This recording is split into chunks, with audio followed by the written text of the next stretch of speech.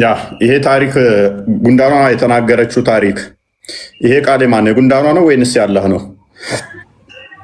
ጉንዳንማ ደስ ብሎ እንዳወራ ይሰማል። አላህ ደግሞ ለነብዩ መሐመድ ተርጓል ማለት ነው። ስለዚህ ይሄ ቃል የማን ነው? የጉንዳኗ ነው ወይንስ ያላህ ነው? መጀመሪያ የተናገረው ለጉንዳኖች ነው እንጂ ደስ ሲነጋገሩ ነበር። እሺ አላህ ደግሞ ለነብዩ መሐመድ ስላላወቀ ወይም ያን ሰመን ስላልነበረ እንድታረግ መልኩ ነገረው ማለት ነው። ስለዚህ ይሄ መልእክቱ የጉንዳኗ ነው አይደለም? ሱሌማን እንዳይረግጣችሁ የሚለው መልእክቱማ ጉንዳኖች ናቸው። እሺ የመጀመሪያ ተናጋሪቷም ጉንዳኗ ነኝ። ከዛ በኋላ አላህ ለሙሐመድ ለጅብሪል ተረከለት፣ ጅብሪል ደግሞ ለሙሐመድ እንደዚህ አይነት ታርጋለህ። ያው ጉንዳኖች በራሳቸው አያወሩማ። አላህ አሳይዳችሁ ነው የሚያወሩ መጀመሪያ ነው። ማናሰራቸው አይደለም ጥያቄ። እኔም አሁን በራሴ እኮ አላወራም። ፈጣሪ እንዳወራ ያንን ብቃቱን ችሎታውን ባይሰጠኛ እንዴ። አሁን ዋናው ይህንን ያወራችሁ ጉንዳኗ ነች። መልእክቱም የጉንዳኗ ነው አይደለ? ጅማሬ ያለው ብለኸኛል። ጉንዳኗ ወርተዋል። ይሄ ቃል የጉንዳኗ ነው ማለት ነው። ስለዚህ ቃሉ ሳይሆን ታርጉ ነው። ታርጉ የጉንዳኑ ነው። ታሪኩ ቃሉን የያዘ እኮ ነው። እና ጉንዳን እንዲያወራ ያደረገ አላህ ነው። እኔም እንዳወራ ያደረገኝ እኮ አላህ ነው። እንዳንተ አስተምሮ ግልጽ አድርገህ አሁን እንትና ሆኖ ግልጽ አይደለም። ቃሉ የጉንዳኖች ያወሩት ነው። ያ ቃል ደግሞ ለማመስ ስላልነበረ አላህ ደረገለት ማለት ነው። ይሄ እንደስንስ ዳርክ ነበር ብሎ መልካም። እሺ ይሄ ቃል ይሄ ንግግር ፍጡር ነው ፍጡር አይደለም? አሁን ይሄ ፍጡር ነው። የአላህ ቃል አሁን ፍጡር ነው ማለት አንችልም። ይሄ ያልጻፈ ነገር እንዴት አድርገን ነው የምንተረጉመው? ሲጀመር ምንድን ነው የምትለው? ምንድን ነው ይሄ ቃል? እሺ አሁን ቃል በመሰረቱ ቃል ባል ነገር ፍጡር ነው የሚመስለኝ እኔ። ነገር ግን የእርግጥ ግልጽ ያልሆነ ነገር ስለሆነ ፍጡር አለ ማለት አንችልም። አሁን አስረግጠን ማለት ነው። ዌልካም ቱ ወደ ካቢር ጀማ። ይሄ ነው ሲተቱ ነው። ጥያቄ ከመሰረት ሲተት አለው ለሚለው ለዚህ ነው። እና ስህተት የለውም። ቆይ ስህተት የለውም። ጥያቄው ፕሪሳይስ እና ትክክለኛ ሆነ ነው። ስለዚህ ቃሉ ፍጡር ነው። ጅማሬ ያለው ብለህናል። ፐርሚስን ስገነባ በደንብ የቃል ጅማሬ ያለው ብለህናል። የጉንዳኗ ነው ብለህናል። አላህ ለሙሐመድ ተረከለት ብለህናል። ስለዚህ አስተላላፊው አላህ ይሆናል ማለት ነው። ጅማሬ ያለው ቃል በሙሉ ደግሞ ፍጡር ነው የሚሆነው።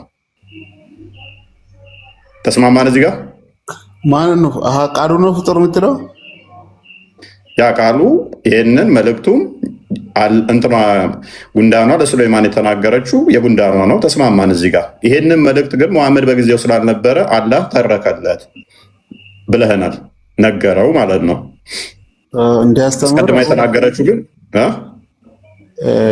ለሁሉም ሰው የነበረ እኛ ጭምር አንተን ጭምር እንዲታውቀው ተርጎለታል ማለት ነው። በቁርአን ተቀምጧል መጥቷል። ስለዚህ የተተረከው ጉንዳኗ የተነገረችውን የጉንዳኗን ቃል ነው አይደለ? የተተረከልን። ስለዚህ ጉንዳኗ ደግሞ ፍጡር እንደመሆኗ የእሷ ንግግር ፍጡር ነው የሚሆነው። እናመሰግናለን። ሙሐመድ መቀጠል ትችላለህ። አቡ ያያ ተመለስ።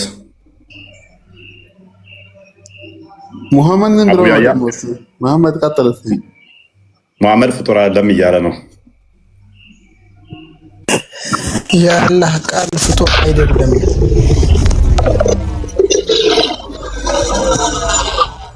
አንተ በምን አንጻር ነው እንደዛ አይተህ እንደታርከው? ምክንያቱም የአላህ ንግግር ባህሪው ነው።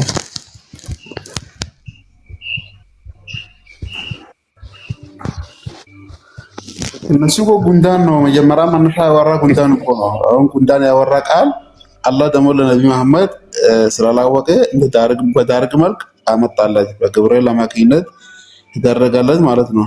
ስለዚህ ያ ቃል የእኛ ቃልሽ የምናወራ ምንድን ነው? አሁን በሩቅ ባነሳ እንሄድ እኛ የምናወራ ቃሉ ምንድን ነው የሚባለው? ፍጡር። ጉንዳን ያወራ ቃል እኮ የጉንዳንም ንግግር ፍጡር ነው። እና ዳራ ምንድን ነው የምለየው? ዳራ አንተ ትክክል አይደለም ያልከኝ። ቁርአኑ የሚለው ገብቷል። ሙስሊምና ሐሽም ሐሽም ባል ገብቷል። አቂዳህ ምንድነው? አሁን ስለ አቂዳ ተውና አሁን ስለ ጉንዳኑ አውራ። አይ ሙስሊም አልመስለኝ ብለህ ነው። እንዴት ነው ሙስሊም መስለው? አረጋት እኮ አቂዳህን ንገረኝ። አሁን አቂዳው ተውና አስረዳው። እሺ አሁን ምንድነው ስለ አቂዳ እንደገና ሌላ እንትና ትጀምራለህ እንዴ? ምን አስፈራ? አቂዳህን ንገረኝ። ምን ችግር አለው? እኔ ስጀምር አቂዳ ባል ነገር እኔ ሙስሊም ነኝ። አቂዳ ባል ነገር አለኝ ማለት ከቢርም ምን ፕሮፋይል አላቸው፣ ቪዲዮዎች አሏቸው። እንደውም መሐመድ ፎቶ እንኳን የለም ቪዲዮም የለህም። አንተ ነህ እኮ የማትታወቀው። ሙስሊም ለመሆን ምንድን ነው ማረጋገጫው? አንተ እነሱ ቪዲዮቸው ሁሉ አለ መስጊድ ላይ ምን እንደመሆንህን በምን እናውቃለን? ማን ነው እሱ? እኔ አንተን ሳትሆን መሐመድ እና ያልኩት። ጥያቄው ምንድን ነው? በፕሮፋይል እና በፎቶ እኮ የሰው ሙስሊምና ክርስቲያን ሆነ አይታወቅም። እፎይ ያ አሁን አቂዳ ምንድነው? እሱ አክቹዋሊ አቂዳቸውን የተወሰነ ብዥታ ቢጠራ ጥሩ ነው። አቂዳ ግን እዚህ ጉዳይ ላይ አሁን ከቢር እኮ አልነበረንም። ከቢርም እኮ አልነገረንም። አቂዳህን ንገረን ስንለው የትኛው መዝሐብ ተከታይ ነህ ስንለው አላወቀውም። ጀማን እንትን አለና ያው ሰለፊ ነው የሚሆነው። እሱ ራሱ ቀላቀለ እኮና ሁለቱን እኮ መሐመድ ራሱ አቂዳ የሚለውን ሰማ እንጂ የአቂዳ ምንነት እና እንዴት እንደሚከተል አያውቅም ነው የምልህ እያልኩ ያለው። አቂዳ ማለት መዝሐብ እኮ ማለት የአቡ ሐኒፋ የሐንበልያና የእንትን አስተምሮና የአሰጋገድ የጦሃራ ብዙ ነገሮችን የእስላሞችን መዝሐብና አቂዳ ይለያያል። ከቢር ጥያቄው ምንድን ነው? ጥያቄው ምን መሰለህ አህመድ፣ አንዴ ክፈተው እንትና ቪኪ አለ። በጉንዳን ሾለቆ በመጣችሁ ሰዓት በመጡ ጊዜ ሱሌማን እንዳይረግጣችሁ ወደ ሾለቆ ግቡ ያለችው ታሪኩን ታውቀዋለህ? ጉንዳኗ ሱሌማን ሰራዊት ሲመጣ እንዳይረግጣችሁ ያለችው ታሪክ። አይ አላውቅም። ኦኬ ቪኪ አለ አሎ፣ ክፈትልን። አተኛ አንተ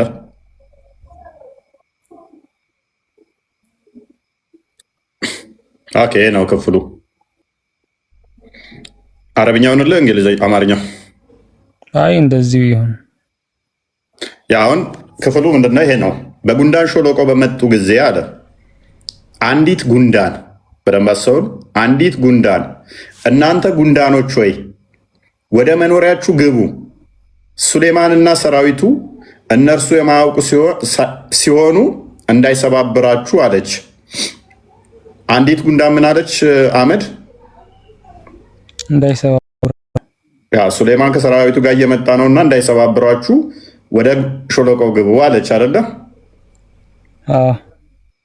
ስለዚህ ይሄንን ቃል የተናገረችው ጉንዳኗ ነች ወይንስ አላህ ነው? እንዳይሰባብራችሁ ወደ ሾለቆ ግቡ ያለው ማን ነው?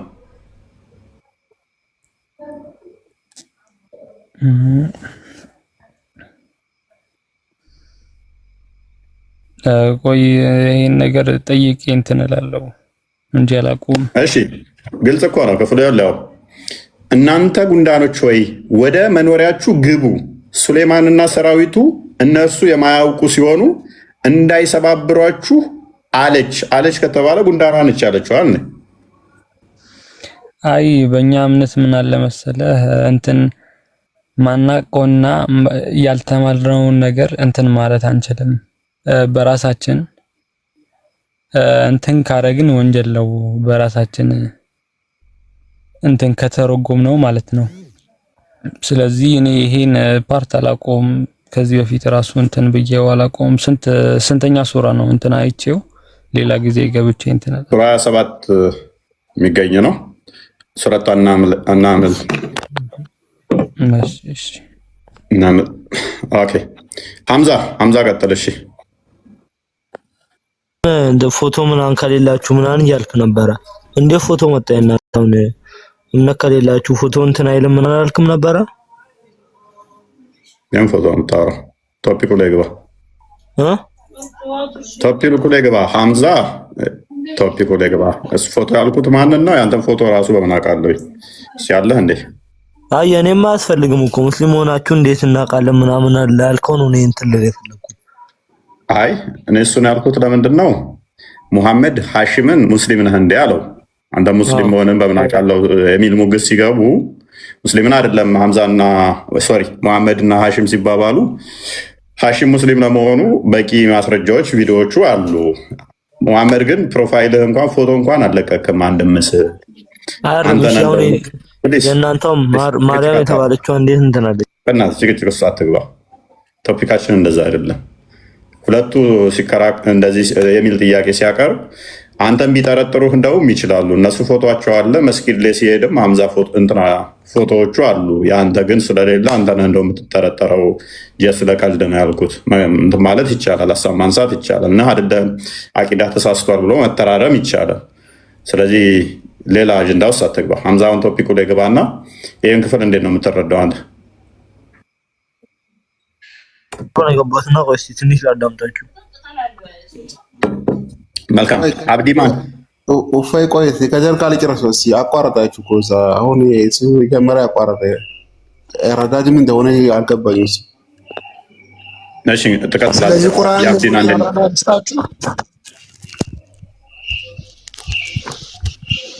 ከጀር መልእክቶቹ ፍጡር ናቸው ብለህ ታምናለህ ሙሐመድ? አንዴ አማርኛው ላይ አድርገው እስኪ ቢኪ አማርኛው ላይ አድርገው።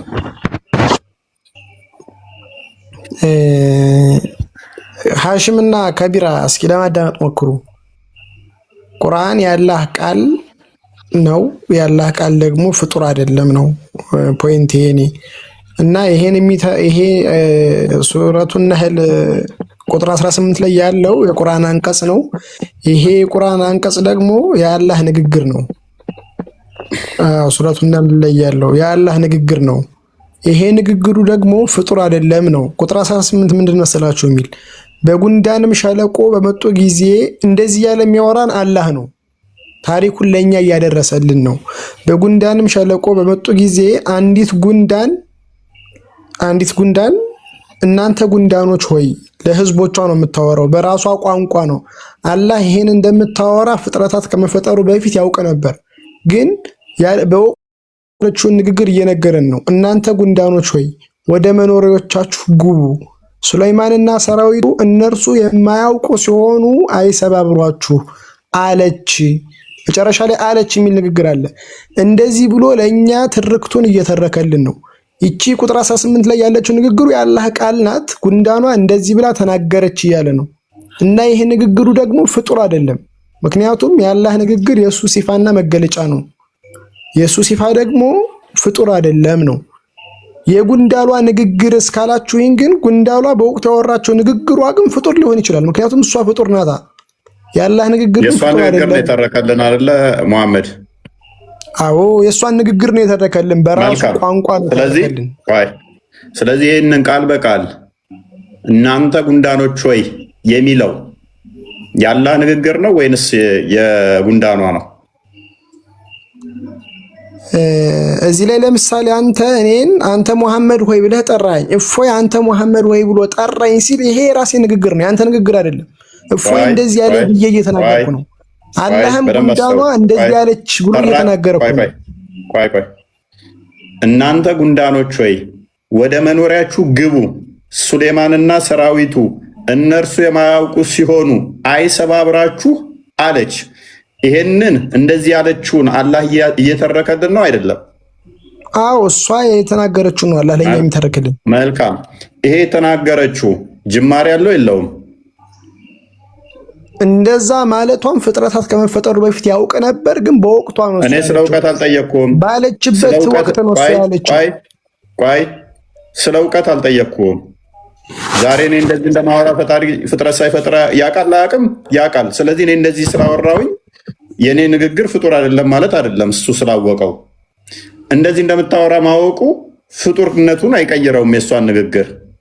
የእሷን ንግግር ከዛ በኋላ ተውሶ ወይንም ደግሞ የእሷን ታሪክ ስለተረከው እሱ ከእሷ ለማን ለጅብሪል፣ ጅብሪል ደግሞ ለመሐመድ፣ መሐመድ ደግሞ ለሳባዎቹ፣ ሳባዎቹ ለእናንተ መጣ ማለት ነው። ይሄ የአንዱን ንግግር ወደ አንዱ ማስተላለፍ ነው። ይሄ መልእክቱም ሆነ ንግግሩ ይህንን የተናገረችው በመጀመሪያ ጉንዳኗ ነች አይደለችም? ምን የሚለውን በጉንዳን ሾለቆ ብላ የተናገረችው እናንተ ጉንዳኖች ሆይ ወደ መኖሪያችሁ ግቡ፣ ሱሌማንና ሰራዊቱ እነርሱ የማያውቁ ሲሆኑ አይሰባብሯችሁ የሚለውን እና የጉንዳኗ ንግግር ነው አይደለም? ጉንዳኗ አይደለችም ነው የጉንዳኗ ንግግር ነው አይደለም? የጉንዳኗ ንግግር ነው እንደዚህ ያለችው። ቴንክ ዩ። ስለዚህ የጉንዳኗ ንግግር ከሆነ ደግሞ በደንብ አስተውል። የጉንዳኗ ንግግር ከሆነ ደግሞ ጉንዳኗ ጅማሬ አላት። ጅማሬ ያለው ነገር በሙሉ ደግሞ ፍጡር ነው እኮ። ስለ ጉንዳኗ ፍጡር ናት። ያልገባኝ ሆነ ይሁን ስለ ጉንዳኗ ነው ስለ ቃሉ ነው የምታወራው? ጉንዳኗ ስለሆነ ይህንን ንግግር ዘርፎ መጣ ነው። በቂያማ ለምሳሌ እንደዚህ አጥፍተሃል፣ እንደዚህ አድርገሃል ሊልህ ይችላል አላህ። ያንን ስላለህ በደንብ አስተውል። ያንተ ያጠፋው በሙሉ አንተ ያደረግከው በሙሉ ፍጡር ነው። ንግግርህ ይሄ ቃሉ ይሄ ለምሳሌ እናንተ ጉንዳኖች ወይ የሚለው ንግግር የማን ነው? የጉንዳኗ ነው። ወደ መኖሪያችሁ ግቡ የማን ነው? የጉንዳኗ ነው። ሱሌማንና ሰራዊቱ የማያውቁ ሲሆኑ አይሰባብሯችሁ የማን ነው? የጉንዳኗ ነው። ስለዚህ ፍጡር ነው። ይሄ መልእክቱም ፍጡር ነው፣ ቃሉም ፍጡር ነው። ጉንዳኗ ፍጡር ናት። ይሄን የነገረን ያላህ ንግግር ግን ፍጡር አይደለም ነው እኮ። ይሄ እኮ በጣም ቀላል ነገር ነው እኮ። ምን ማለት ነው? ይህንን ጅማሬ ያለው እኮ ተስማማን። ይሄ ንግግር ጅማሬ ያለው አይደለ? ጉንዳኗ ራሷ ፍጡር ናት። አላህ ግን ጉንዳኗ እንደዚህ ያለች ብሎ መናገሩ ፍጡር አይደለም ንግግሩ። ቆይ ይሄ ንግግር ጅማሬ ያለው የለውም? የቱ ንግግር? ይሄ ንግግር የምታየው እናንተ ጉንዳኖች ሆይ ያለችውን ነው። ይሄ እናንተ ጉንዳኖች ሆይ የሚለው ንግግር ጅማሬ ያለው የለውም? በሱሌማን ዘመን የነበረች ጉንዳን ያወራችው ወሬ ነው ይሄ። ስለዚህ ጅማሬ ያለው እያልከን ነው። ያን ንግግር ግን አላህ ለእኛ በራሱ ቃል እየነገረን ነው። ይሄ ደግሞ የሱ ቃል ፍጡር ነው የሚለውን አያሲዝም እያልከን ነው። ቆይ ጅማሬ ያለው ነገር ደግሞ ፍጡር ነው እያለ ነው። እስኪ በሱሌማን ዘመን የተናገረችውን ጉንዳን ንግግር አላህ ለእኛ መተረኩ ፍጡር ነው ብለህ የምታምን ከሆነ እኮ ብዙ አላህ በተለያየ ዘመን የተከሰቱ ነገሮችን እኮ ተርኳል። እነዛ የተከሰቱ ነገሮች ጅማሬ ያላቸውና ያላህ ንግግር ፍጡር ነው ልትል ነው። ሁሉንም ነገር ማለት ነው። ትረካዎች በሚገባ ፍጡር ናቸው እነኛ። ምክንያቱም ሉክ ይሄ ደግሞ የተሳሳተ አካሄድ ነው። ቆይ ይሄንን እኮ ያለው ስፒቹን ያው ይህንን እንዴት ብላ ነው የተናገረችው? እናንተ ጉንዳኖች ወይ መልእክቱን በደንብ አስተውል። መልእክቱ ራሱ ፍጡር ነው። ቃሉ ብቻ ሳይሆን መልእክቱን ፍጡር ነው እያልኩ ነው። ምን ሚል መልእክት ነው ያለው? እንዳይሰባብሯችሁ ሰራዊቱ። መልእክቱ ምንድን ነው? እሱ የሱሌማን ሰራዊት እንዳይረግጧችሁ ነው መልእክቱ። ይህንን መልእክት ራሱ ያስተላለፈችው ጉንዳኗ ስለሆነች፣ ጉንዳኗ ሳንኖር ይሄ ቃል ሊኖር አይችልም። ጉንዳኗ ሳትናገር ይሄ ቃል ካለ አላህ ዋሽቷል ማለት ነው። ወይም ጉንዳን ሳትናገር ተናገረች ብሎ ራሱ ላይ ባህሪው አድርጎ ልክ እንደ እጁ ልክ እንደ አይኑ ብቻውን ምን ይል ነበር እያልከን ነው? እናንተ ጉንዳኖች ወይ ሱሌማን እንዳይረግጣችሁ እያለ ብቻውን ያወራ ነበር እያልከን ነው። ብቻውን አያወራ። ነገሩ ከተከሰተ በኋላ እኮ ነው ያወራው። ነገሩ ከተከሰተ በኋላ እኮ ነው አላህ ለእኛ እየነገረን ያለ። በሱሌማን ጊዜ የነበረውን ነገር እያስተላለፈልን ከሆነ ደግሞ ፍጡር ነው እያልኩ ነው። ተራኪ ነው አላህ እየተረከልን ነው እንጂ የሱሌማን ታሪክ ነው። አይምን የጉንዳኗና የሱሌማን ታሪክ ነው። ይሄ ደግሞ ምንድነው? ቃሉ እነሱ ፍጡር ናቸው። ፖይንቱ ግን እሱ አይደለም። ፖይንቱ እኮ የአላህ ንግግሩ በራሱ የአላህ ንግግር ፍጡር ነው አይደለም የሚል ነው ፖይንቱ። ጉንዳኗ ስላወራች ጉንዳኗ ያወራችውን እሱ ስላወራ ፍጡር ነው የሚል አይነት አቅጣጫ ሊይዝ አይችልም ነው ንግግራችን። ይሄ ለመረዳት ቀላል ነው። ቆይ ምንም አልገባህም ማለት ነው። መልእክቱ ፍጡር ነው ፍጡር አይደለም? የጉንዳኗ ያስተላለፈችው ይሄ ቁርአን ክፍል መልእክት ፍጡር ነው ፍጡር አይደለም? እሷ ራሷ ጉንዳኗ ፍጡር ናት። መልእክቱም ፍጡር ነው አይደለ? አይደለም። ኦኬ ሱሌማን እንዳይረግጣችሁ የሚለው ፍጡር ነው ፍጡር አይደለም? ይሄ ቁርአኑ ንግግሩ ፍጡር አይደለም። ኦኬ ሀሽም ትስማማለህ? ሱሌማን እንዳይረግጣችሁ የሚለው ፍጡር ነው ፍጡር አይደለም? አንደኛ ነገር አንተ አሁን ይሄ ንግግሩ መነሻ አለው። መነሻው ደግሞ አንደኛ መጀመሪያ መነሻው አላህ ነው። ለጉንዳኑ መልእክት ያስተላልፈ ወይም ኃይል ሰጥቶ እንዳወራ አላህ ነው። አላህ ደግሞ መልሶ ችግር የለውም። ሀሺም እዛ ውስጥ አትግባ። አንተ ራስህ እንድታወራ ኃይል የሰጠኝ አላህ ነው ብለህ ስለምታምን ማተር አያደርግም። አላህ ሰጣት፣ አላህ እናገራት። ጥበቡ ተረት ተረት ነው የሚሆንብህ እንደዚ አይነት ነገር ውስጥ እንዳገባ። ምክንያቱም ጥቅም የለውም። ማንኛችሁም የምታደርጉት የምታወሩት አላህ ሰጥቶኝ ነው ችሎታውን ብለህ ስለምታምን ማለት ነው። ነንሴንስ ነው የሚሆንብህ። አንተ እኮ ምን እያልክ ነው? ይሄ የጉንዳን ንግግር ነው እንጂ የአላህ ንግግር አለ ማለት የአላህ ንግግር ነው አይደለም ቃል ነው ጉንዳኑ ይሄን ንግግር አላህ ተርኮልሃል። ጉንዳኗ ተተናገረችው በኋላ ቃሉ ባለቤቱ የንግግሩ ባለቤት ግን ማነው? ጉንዳኗ ነች። አላህ ግን ምን አደረገ? አላህ ግን ምን አደረገ? ጉንዳን እንዲህ ብላ ተናግራለች ብሎ ለጅብሪል ተረከ። ጅብሪል ደግሞ አላህ የነገረውን ለሙሐመድ ነገረ። ሙሐመድ ደግሞ ጅብሪል ነገረኝ ብሎ ለሳባዎቹ ነገረ። ሳባዎቹ ደግሞ ሙሐመድ ነገረን ብለው ሌሎቹ ነገሩ። እነኚህ ምን ይባላሉ? ልክ ውሃ በቱቦ ውስጥ እንደሚያልፍ አስተላላፊ ናቸው። የመጀመሪያ የቃሉ ባለቤት ግን ማነች? ጉንዳኗ ነች። የቃሉ ባለቤት ማላ ነው እንጂ አላህ ጉንዳን ነው እያለ የቃሉ ባለቤት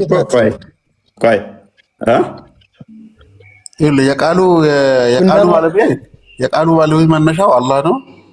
ጉንዳን ደግሞ ከአላህ ተቀብሎ ለሳ አስተላለፈ። አላህ ደግሞ ለመሐመድ አስደረገ። ትካም የቃሉ ባለቤት አላህ ነው። ጉንዳኗ ደግሞ ተቀብላ አስተላለፈች።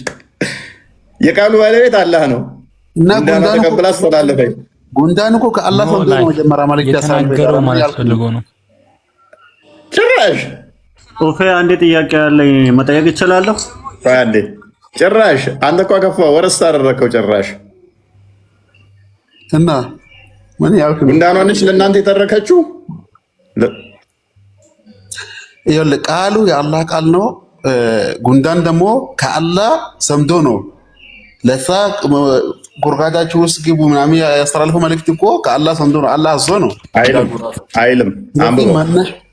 አይልም ከአላህ ሰምቶ ነው ምናምን አይደለም። ጉንዳኗ ነች ራሷ። ሱሌማን ምንም አያውቅ ሲሆን እንዳይረግጣችሁ ወደ ሾለቆ ውስጥ ግቡ ብላ የተናገረችው ጉንዳኗ ነች። አላህ ነው ይልቅ እሷን ሰምቶ ለእናንተ እየተረከ ያለው ተቃራኒ ነው ያወራው። ወይ ጉንዳኗ ከማን ሰምቶ ነው ታዲያ? ሱሌማን ምንም እንደማያውቅ እየታውቆ ነው አላህ ካልነገረን ማወቅ ሌላ ጉዳይ ነው። እኔ እኮ አንተ እንደምታወራኝ አውቃለሁ። ይሄን አወቅኩ ማለት ፈጣሪ ለእኔ እውቀት አልሰጠኝም እንዳውቅ አላደረገኝም ማለት አይደለም። እኔ ከማወራው ጋር ምን አገናኘው? እኔ አወራለሁ። ስለዚህ እኔ ማወራውን አስቀድሜ እንዳወራ ፈጣሪ እውቀት ስለሰጠኝ አይ ይሄ ማወራውን እሱ ነው የሰጠኝ የእሱ ነው እሱ ነው ይሄ ደግሞ ፍጡር አይደለም የሚል አያስጨብጥህም እኮ አያመጣው።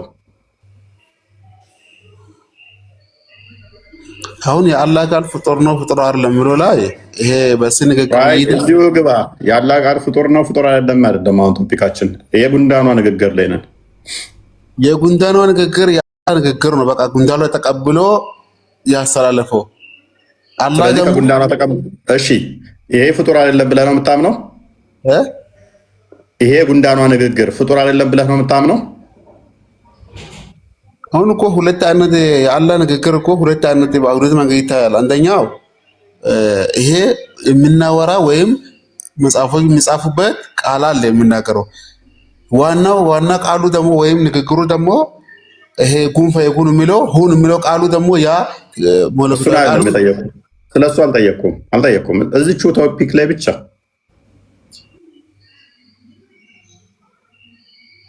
ይሄ የሆነ ጥያቄን ጠየቅኛ አንዴ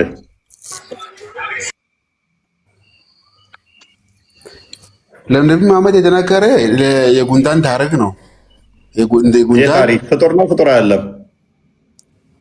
ሲጀመር የምን ቃል ፍጡር አለ የሚባል ቃል አለ? እንደ ሲጀመር ከሄዳ መጠ ነው ቡፌ ሁሌ በቃ ጭንቅላት የሚያስፈልገው ቅድም ፍጡር ነው ስትል ነበር። አሁን ደግሞ ፍጡርና ፍጡር አይደለም የሚባል ነገር የለም አልከን።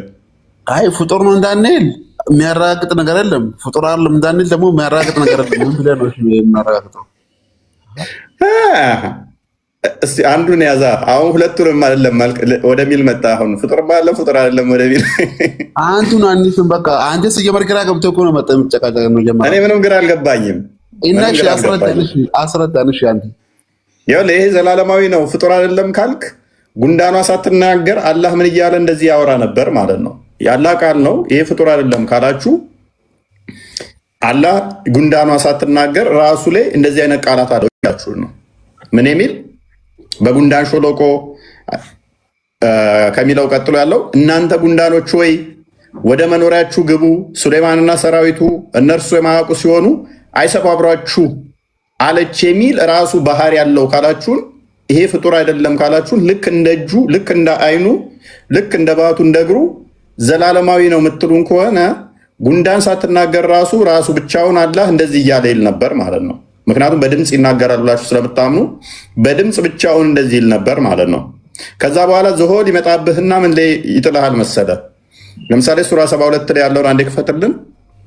እያንዳንዱን ትረካዎቹ ምን ይሆናሉ? ከዛ በኋላ አንድ ጥያቄ ያለኝና አንዴ እያንዳንዱ ትረካዎቹ ምን ይሆናሉ መሰለ? ከዛ በኋላ አንዴ አንብበው። የነኛ ሳይሆን የአላህ የሆነና አላህ ብቻውን እነኝን ሲላቸው የነበረበት ነበር ሚል ያመጣል። ምክንያቱም በድምፅ ይናገራል፣ ቃሉ የሱ ነው፣ ዘላለማዊ ነው ካላችሁ ወደ እንትኖቹ አይመለስም ማለት ነው። አንብበው።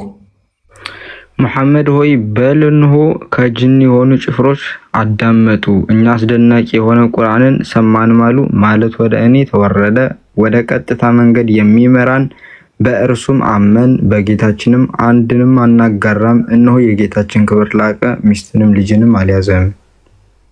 ይሄም አሁን ያላ ባህሪው ነው ካልከን፣ ዘላለማዊ ነው ካልከን፣ ፍጡር አይደለም ካልከን፣ ጂኒዎች ሳይሆን የተናገሩት ምን ይሆናል ማለት ነው? አላህ ራሱ አስቀድሞ ብቻውን እንደዚህ ሲል ነበር ማለት ነው። ግን ዶረስት ፓርቱ ምን እንደሆነ ታውቃለህ? ሱራ 79 24 ላይ ይሄ አሁን ዶረስት ፓርቱ ይሆናል። ሱራ 79 24 ላይ እንደዚህ የሚል ቃል አለ። ዓለም እኔ ታላቁ ጌታችሁ ነኝ። ማን ነው ይህንን ያለው? አላህ ነው። ፈርዖን ነው። እናታ ከላይ ነው። አሁን እኛም የምናውቀው ታላቁ የዓለም ጌታ አላህ ነው። ስለዚህ ከላይ አውዱ መሰረት ነው እንደማድረግ አለብን። ከዚያም ለማጥፋት ምናምን የሚተጋ ሆኖ ዞረ፣ ሰራዊቶቹ ሰበሰበ፣ ተጣራም። ዓለም እኔ ታላቁ ጌታችሁ ነኝ። ይህንን አሁን የተናገረው ፈርዖን ነው። ይሄ ዘላለማዊ የአላህ ቃል ነው ካልክ ፈርዖን ባልነበረበት ላይ ዓለም ሳይፈጠር አላህ ምን እያለ ነበረ? ዓለም ምን እያለ ነበር? ታላቁ ጌታችሁ ነኝ ፈርዖን አለ እያለ ብቻውን ሲል ነበረ። ምን ችግር ያመጣል? ዘላለማዊ የአላህ ባህሪ ከሆነ በደንብ አስተውል። ልክ እንደ እጁ እንደ አይኑ የአላህ ባህሪ ከሆነ ፈርዖን እንደ አሸንጉሊት ይሆናል። አሸንጉሊት ይሆናል። አለማድረግ ምንም ነገር አይችልም። ይህንን አለማለት አይችልም። ምክንያቱም የአላህ ባህሪን ፍጡር ሊቀየር ስለማይችል። እጁን መቀየር ትችላለህ? የአላህን እጅ መቀየር ትችላለህ? አሽን አይቻልም። ማን ይችላል? የአላህን እጅ መቀየር ማችል ከሆነ የአላህን ባህሪ መቀየር ትችላለህ? አይቻልም። ይሄ እኔ ታላቁ ጌታችሁ ነኝ የሚለው የአላህ ባህሪ ከሆነ ፈርዖን እንዲህ ይላል ብሎ ባህሪው ከሆነ ፈርዖን አለማለት ይችላል? ይሄ ታሪክ እኮ ነው። ታዲያ አሁን ይሄ ታሪክ ነው እንጂ ባህሪ ነው ካልከኝ፣ ፍጡር አይደለም ካልከኝ፣ ከመፈጠሩ በፊት ፈርዖንም ከመኖሩ በፊት እኮ የአላህ ባህሪ ኤግዚስት ያደርጋል። ፍጡር አይደለም ካልከኝ አሁን ይሄ ቃል በእናትህ አሁን ራሴ ያመኛል።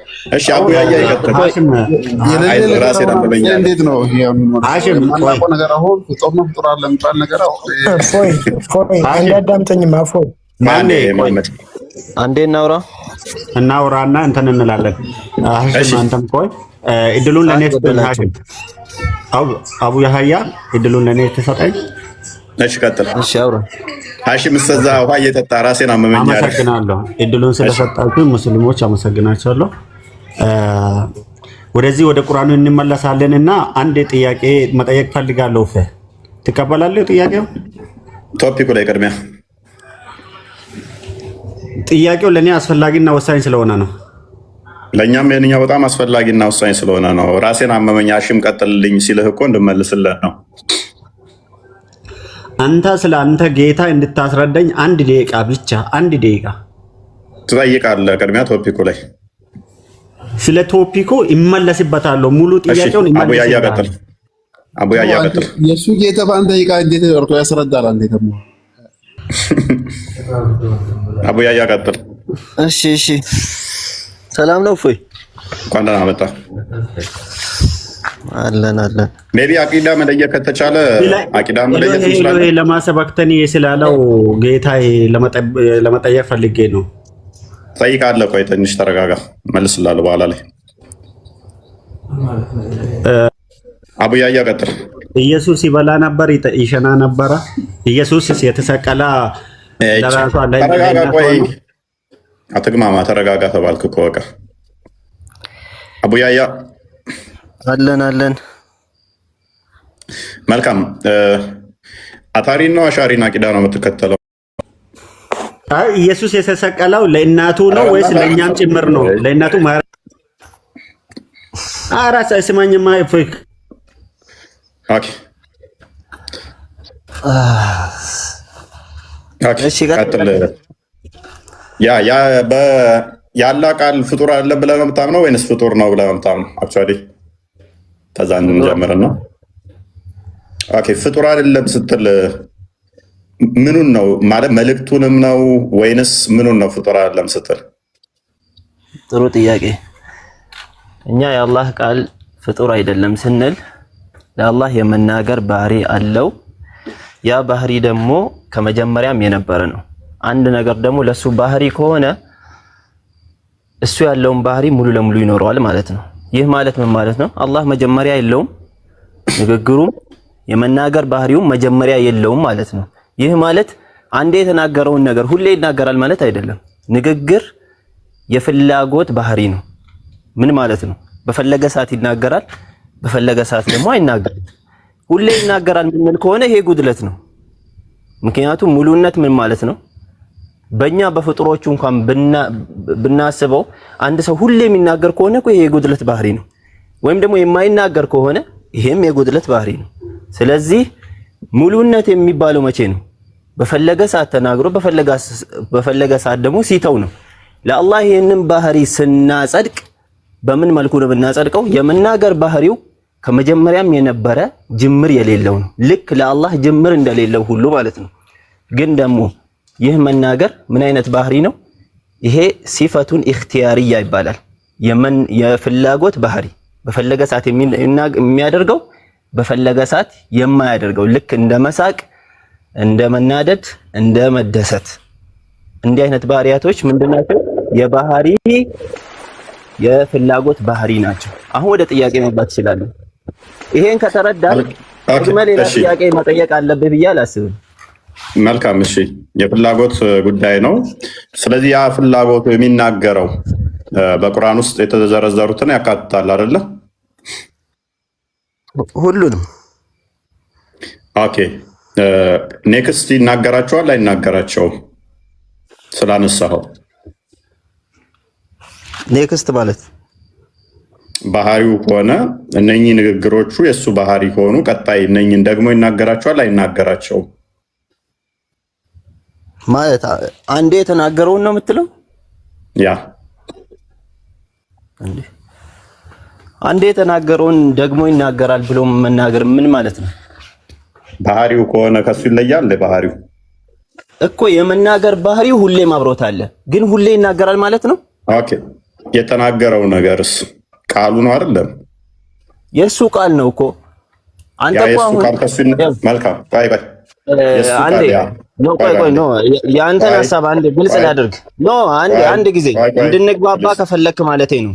እንድንግባባ ከፈለክ እኮ መደራረብ እንዳይሆን እኮ። አዎ አንዴ የተናገረው ነገር አንተ ወደፊት ደግሞ ይናገራል ወይም ከዚህ በፊት ተናግሮታል እያልክ መደጋገም አያስፈልግም። ምክንያቱም ንግግር የፍላጎት ባህሪ ከሆነ አንዴ ተናግሮታል ነው የምንለው። አዳምጥ እሺ፣ አዳምጥ። እንደተመታብህ ከመጀመሪያው ገብተዋል ማለት ነው። ኤኔስ ተረጋጋና፣ ምክንያቱም ረጅም ደቂቃ አዳምጫለሁ። እኔንም አደርበኝ በተቻለ መጠን። በፈለገ ሰዓት ይናገራል። እሱ ላይ እኔ አድርጌው አላደረግኩህም እኮ።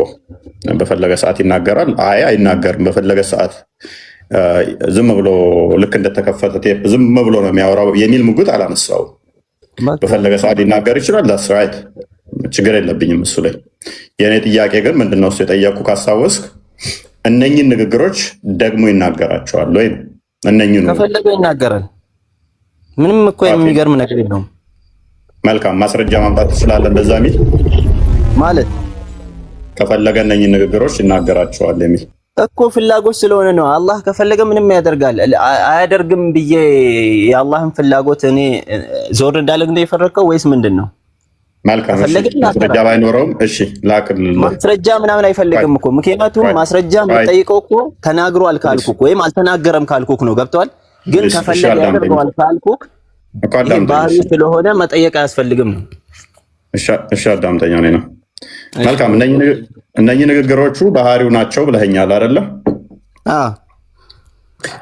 ባህሪው አብረው የሚቀጥሉ ናቸው ወይንስ የሆነ ሰዓት የሚቆሙ የሚጠፉ ናቸው? ሁሌም አብሮታሉ። ስለዚህ እነኚህ ንግግሮቹ ሁሌም አብሮታሉ ማለት ነው። ሁሌም አብሮታሉ ማለት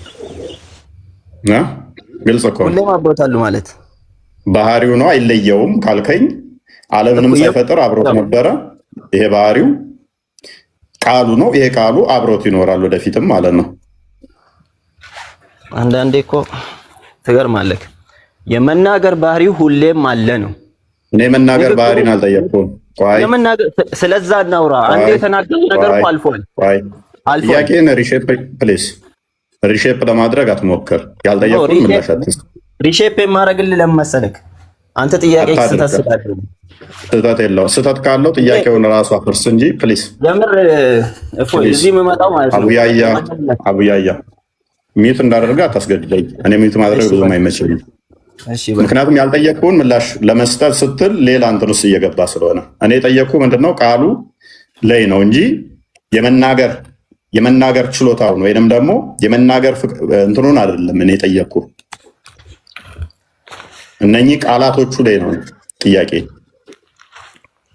አሁን እኮ ተናግሮ ያለፋቸው ነገሮች አልፈዋል። ገብተዋል። አልፈዋል ካልከኝ ፍጡር ነው እሱ። ስለዚህ የፍጡር ባህሪ ሰጠው ማለት ነው። አሁን እኔና አንተ የምናወራው ማለት ነው ስለ ባህሪ ነው ወይስ ስለ ንግግር ነው? ንግግሩ ባህሪ ነው ብለኸኝ እኮ ጀምረሃል እኮ። መናገር የሱ ባህሪ ከሆነ ባህሪ ደግሞ የባህሪውን ባለቤት ሙሉ ለሙሉ ይላበሳል። መልካም እሺ። ንግግሮቹ እነኛ ቃላቶቹ ፍጡር ናቸው? ፍጡር አሉ?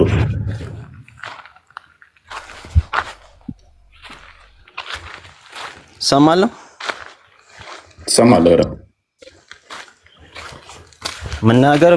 የመናገር ባህሪ እኔ መናገር ባህሪ ነው የጠየኩ። ንግግሩም ፍጡር ሊሆን አይችልም። ያደቀምከኝ ነው ያልጠየኩን እየመለስክ ነው። ትገርማለህ በጣም። አስበው የነበረው ሌላ ነበረ። ስለዚህ አስቤው የነበረው አይደለም። ለምዶ ታውቃለህ እፎይ የምጠይቃቸው ጥያቄዎች በሙሉ ስህተት ስለሆነ ነው እኮ። ስህተቱን እኮ ማሳየት እኮ ያንተ ድርሻ ነበረ እኮ። መናገር ባህሪው ነው አይደል? እኔ ስለመናገር አልጠየቅኩም። አላይ መናገር ይችላል አይችልም እያልጠየቅኩህ አይደለም። መጀመሪያ እውነት ያብራራው ፋላሲ አትስራ። እኔ አላልኩም። አሁን አዳምጠኝ። እኔ አላህ መናገር ይችላል አይችልም በፈለገ ሰዓት የሚናገር ከሆነ አቡያ እያረፍ ያልጠየቅኩትን አትመልስ። እንዲሁ ላብራራ ከሆነ ልፈቅድልህ እችላለሁ፣ ግን እንዲህ ብለሃል ብለህ እኔን ምላሽ አትስጥብኝ። ከፈጣሪ የሚወጡ ቃላቶች እንዴት ነው ፍጡር የሚሆነው? አንተ ይሄን ንገረኝ። ስለዚህ ፍጡር ካልሆኑ እሱ ላይ ኤግዚስት ያደርጋሉ አሁንም እያልከኝ ነው ማለት ነው። አሁን እንግባባሽ። የሱ ቃላቶች ፍጡር አይደሉም። አለቀ እኮ። ይሄ እኮ ምንም ከዚህ በኋላ እኮ የምጠይቀው ነገር የለም። ምክንያቱም የመናገር ባህሪው ፍላጎታዊ ነው ካል በፈለገ ሰዓት ይናገራል፣ በፈለገ ሰዓት አይናገርም ካል የሚናገራቸው ማንኛውም ንግግሮች ፍጡር ሊሆኑ አይችሉም። ምክንያቱም ከፈጣሪ ፍጡር ነገር ሊወጣ አይችልም። ምክንያቱም የሱን ባህሪ ተላብሰው ስለሚወጡ የሱን ባህሪ ተላብሰው ስለሚወጡ አዎ ምን ማለት ነው? ለሱ መጀመሪያ የለውም፣ ንግግሮቹ መጀመሪያ አይኖረውም። ኦኬ ንግግሮቹ በፊደልና በድምጽ ናቸው ወይንስ እንዴት ነው? አዎ በድምጽ በፊደል በድምፅና በፊደል። አዎ። ስለዚህ ፊደሎቹ ፍጡር አይደሉም ማለት ነው። አይደሉም። ኦልራይት። ስለዚህ አላህ ፍጡር ያልሆኑ ፊደሎች አሉት።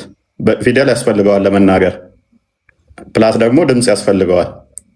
ታዲያ ከኔ በምንድን ነው የሚለየው? እንግዲህ አሁንስ ቀለል ያለ ነገር ልስጥክ። አንተ እኔም በምንድን ነው እየሰማኸኝ ያለው? በጆሮዬ። ከምን ላይ? በቲክቶክ። በምን? በስልኬ እኮ። ስልክህ ፊደሎች ያስፈልጉታል ማለት ነው። ምን ለማድረግ? ይሄ የማውጣውን እያንዳንዱ ፊደሎችና ድምጾች ለመስማት እና ግዴታ ነው ያንተ። አሁን እኮ ፊደላቶቹ እኮ አሁን ቃላቶቹ ያለው ስልክ ያለው ስልክ ምላስ አለው፣ ጥርስ አለው፣ ሮሮ አለው፣ እያሰማክ ነው። ቆይ አንደኛ ማይገናኝ ነገር ነው ያነሳኸው። ማይገናኝ ነገር ነው። ይገናኛል። ምክንያቱም አንተ ለመናገር ይሄ ሁሉ ነገር ያስፈልጋል ካልክ ለዚህ ስልክም እንደዛው ያስፈልገዋል ማለት ነው። አይ ቆይ እኔ አይደለሁም ያልኩት። አንተ ነው ያልከው። አላህ አንተ ነው ያልከው። ይሄን አንተ ነው ያልከው። መጀመሪያ አንተ ነው ያልከው። ምክንያቱም ማንኛውም ነገር ለመናገር ይሄ ነገር ካስፈልገው ለአላህም ያስፈልገዋል ብለህ የተንጠለጠልከው አንተ ነህ። ግን እንደዛ አይደለም። ፍጡር እንኳን አሁን እጃችን ላይ ያለው ይሄ ቆርቆሮ የምትፈልገውን ነገር በስርዓት እያሰማክ ነው። እንዴት አንተ ስለ ፈጣሪ እንደዚህ ልታወራ ትችላለህ? እንግዲህ አራዳምጥሽ ነሰሰርሊ ስልክ ማለት ጎንህ ያለውን ሰው የምታወራው ልክ በስልክ እንደምትሰማው ድምፁን ትሰማለህ። ስልክም ድምፅህን ለእኔ ያሰማኛል። ልክ አንተ ጎንህ ስታወራው እንደሚሰማ አይነት ሰው የምታወራቸው ነገሮች ግን በድምፅና በፊደላት የተዋቀረ ነው። ቃላቶችን የያዙት ፊደላትና የድምፅ ውጤት ነው። ስለዚህ አላህም በድምፅና በፊደላት ነው የሚናገረው አልከኝ። በፊደላትና በድምፅ የሚናገር ከሆነ እኔ የምናገራቸው ንግግሮች የፊደላትና የድምፅ ውጤት ከሆነ የአላህም ንግግር ደግሞ የድምፅ ከሆነ አልከኝ። ራይት። ፊደላቶቹም ፍጡር ካልሆኑ ስለዚህ አሊፍ ላም ሚም የሚሉትም ፍጡር አይደሉም ማለት ነው። አማርኛንም ይናገርበታል። ሀሁም ፍጡር አይደሉም የሚናገር ከሆነ ሜይ ቢ በሀሁ ሰላም ናችሁ እንዴት ናችሁ ለምሳሌ በአማርኛ ሰላም ናችሁ ስል ሰላም ስል 3 ፊደል ነች። አላህም ይህንን ይናገርበታል። አሁን አጠር ያለ ነገር ልስጥክ። ሁሉም ነገር አንጻራዊ ነው። ማንኛውም ነገር ማለት ነው ሲወራ የምናወራበት አንጻራዊ ነገር ደግሞ እዛ ላይ ሄዶ ውሳኔ ይሰጠዋል፣ ፍርድ ይሰጠዋል። ወደ አላህ የምናስጠጋቸው ማንኛውም ባህሪ ከሱ አንጻር ነው ፍርድ የምንሰጠው። አሁን ፍጡር አይደለም ብለኸኛል። አዳምጠኝ። ከተረዳ ተረዳ፣ ካልፈለክ መተው ትችላለህ። ለአላህ የምንሰጠው አንጻራዊ ፍርድና ለፍጡር የምንሰጠው አንጻራዊ ፍርድ በፍጹም ሊመሳሰል አይችልም። እሱ በሐርፍ ያወጣል፣ በድምፅ ያወጣል አልን ማለት ለሱ ያ ያስፈልገዋል ማለት አይደለም። የሱ የሚናገርበት የራሱ የሆነ ዘይቤ ያለው ለሱ እንደሚገባውና እንደሚመጥን አሁን ደግሞ ቀየረ ማለት ደግሞ ፍጡር ያስብለዋል ማለት አይደለም። አቋም አልያዝክም። አሁን ደግሞ ቀየረ። አቋም አልያዝክም አይደለም። ከአላህ አንጻር ከፈጣሪ አንጻር የምናወራው ነገርና ለፍጡር የምንናገረው ነገር አንድ ሊሆን አይችልም ነው። ምንም የተምታታ ነገር የለም። አንተ ግን ሁሌ የተምታታ ለማስመሰል ትፈልጋለህ። ሐሳብ ቀይሬያለሁ። ሐሳብ ቀይሬያለሁ። ሐሳብ አልቀየርኩም። አንጻራዊ ያልኩት ለምንድን ነው? ስለ ፈጣሪ ያወራክ ለምንድን ነው በፍጡር ቅያስ የምታደርገው? ቆይ ጠየቅኩህ። ይናገራል አልከኝ። ኦኬ መናገሩ ላይ ተስማማን። በድምፅ ነው ወይ ስለ አዎ በድምፅ ነው አልከኝ። በፊደል ነው ወይ ስለ ቆይ በፊደል ነው ወይ ስለ አዎ በፊደል ነው። አዎ በፊደል ነው። አሁን ደግሞ መልሰህ ፊደል አያስፈልግም የሚለው ውስጥ ገባ። ኖ ፊደል አያስፈልገውም አላልኩም፣ በፍጹም አላልኩም። ለአንተ ፊደል አስፈለገ ማለት ያ ፊደል ለአላህ ሲሆን ፍጡር ነው ማለት አይደለም ነው። ለምንድን ነው በፍጡር የምታየውን አይን በዚህ ጠባብ ቆይ አዳምጠኝ። በዚህ ጠባብ ጭንቅላት ስለ ፈጣሪ ሁሉን ነገር ደርሳለሁ ብለህ ለምንድን ነው የምታስበው? ቆይ አዳምጥ። ያ የሚናገረው አላህ የሚናገረው ድምፅና ፊደሉ የተለያየ ነው። ማለትም ለምሳሌ ሰላም ስል እቺ ሰላም የምትለው ፊደላቶቹን እዛ ነው የምመጣው አይደለ? ፊደላቶቹም ይጻፍበት አለ። አላህ ሲናገር እንደዛ ሲል የተለየ ፊደልና የተለየ እንትን ነው ድምፅ ነው የተለየ ማለት ለሱ እንደሚገባው በቋንቋ ሲያወራስ ማለት ነው። ለሱ እንደሚገባው ለሱ እንደሚመጥ ነው። ይሄንን ከፍያ መናገር አንችልም ስትል ቁርአንን ሲያስረዳ ለምሳሌ በአረብኛ ሲነግርህ አረብኛው የሌለ ፊደል አረብኛው ማይለውን ድምጸት ተከትሎ ነው የሚናገረው። ለምሳሌ በቀራ ላይ ስትጀምር አሊፍ ላም ሚም የሚለውን እሱ ሌላ የሚለው ወይንም ደግሞ ሌላ ድምጽ አሰምቶ ሌላ ፊደል እንትን ብሎ ነው ወይንስ ልክ አረብኛው ግልጽ እንደሆነ በዛው ፊደልና በዛው ድምጽ ነው የሚለው? ቆይ ተረጋጋ። እንግዲህ ባጭሩ እንዴት ነው የሚያወራው እያልከኝ ነው አይደለም? በል እንደዛ አይ በል በቃ አልክ እኮ። እንዴት ነው የሚያወጣው? እንዴት ነው የሚመሳሰለው? ወይም ደግሞ እንዴት እያልክ እያወራህ ነው? አንተ አልታወቀም መሰለኝ። ይሄ ነው ሪሼፕ ምናምን የለውም። አሁን እኮ አንተ እንዴት ወይም ድምጽ እሱ የሚያወጣበት ምናምን ይሄን ያው በነገራችን ላይ ድምጽ አለው ብዬ ስናገር ወይም ሐርፍ አለው ብዬ ስናገር ከራሴ አይደለም፣ ነብዩ ሰለላሁ ዐለይሂ ወሰለም ስለነገሩን ነው። እዚህ ስር ያላችሁ በሙሉ እኔ እዚህ መገባው በጭራሽ ካንተ ጋር ለመከራከር አይደለም። እዚህ ላይ የምትገቡ ሙስሊሞች በሙሉ ዕውቀት ካሌላችሁ አትግቡ፣ ወይም ደግሞ የማታውቁትን ነገር ለመዘላበት ወይም አቡያያ ግልጽ ነው። አንተ አሁን ተረተኸኛል አልክ ሼፕ ምናምን እያልክ ወይም ደግሞ ቃልህን ቀየርክ ትላለህ። ግልጽ ነው ያወራሁት። ለአላህ የመናገር ባህሪ አለው ለሱ እንደሚገባው ግን በቃ አለቀ። እንዴት ነው የሚናገረው ብለህ ከጠየቀኝ ልነግርህ አልችልም። ምክንያቱም እንስሳቶችም እኮ ያወራሉ። በቀደም አንተ ጭንቅላት አለህ ወይ ስለ አዎ ለአህያም ጭንቅላት አለ ስለ ጭንቅላት የምታስብበት መንገድ አላት እኮ። እናንተ ትመሳሰላላችሁ ማለት ነው በማሰብ አይደለም። ለሷ እንደምታስበዋለት አንተም እንደምታስበዋለህ እኔም እንደማስበዋለኝ። ይህ ማለት ደግሞ እኛ መሀል እንኳን ይሄ ልዩነት ካለ እንዴት ነው ከፈጣሪ ጋር ያለው ደግሞ? እንዴት ነው ስለ ፈጣሪ ደግሞ ስለማሰብ ስለማውራት እንዴት ደፍረን እናወራለን? ይሄ እኮ ግልጽ ነው። ልዩነት እኮ አላመጣም እኮ አቡያያ ሉክ። እኔ እኮ ቀላል ጥያቄ ጠየቅኩ።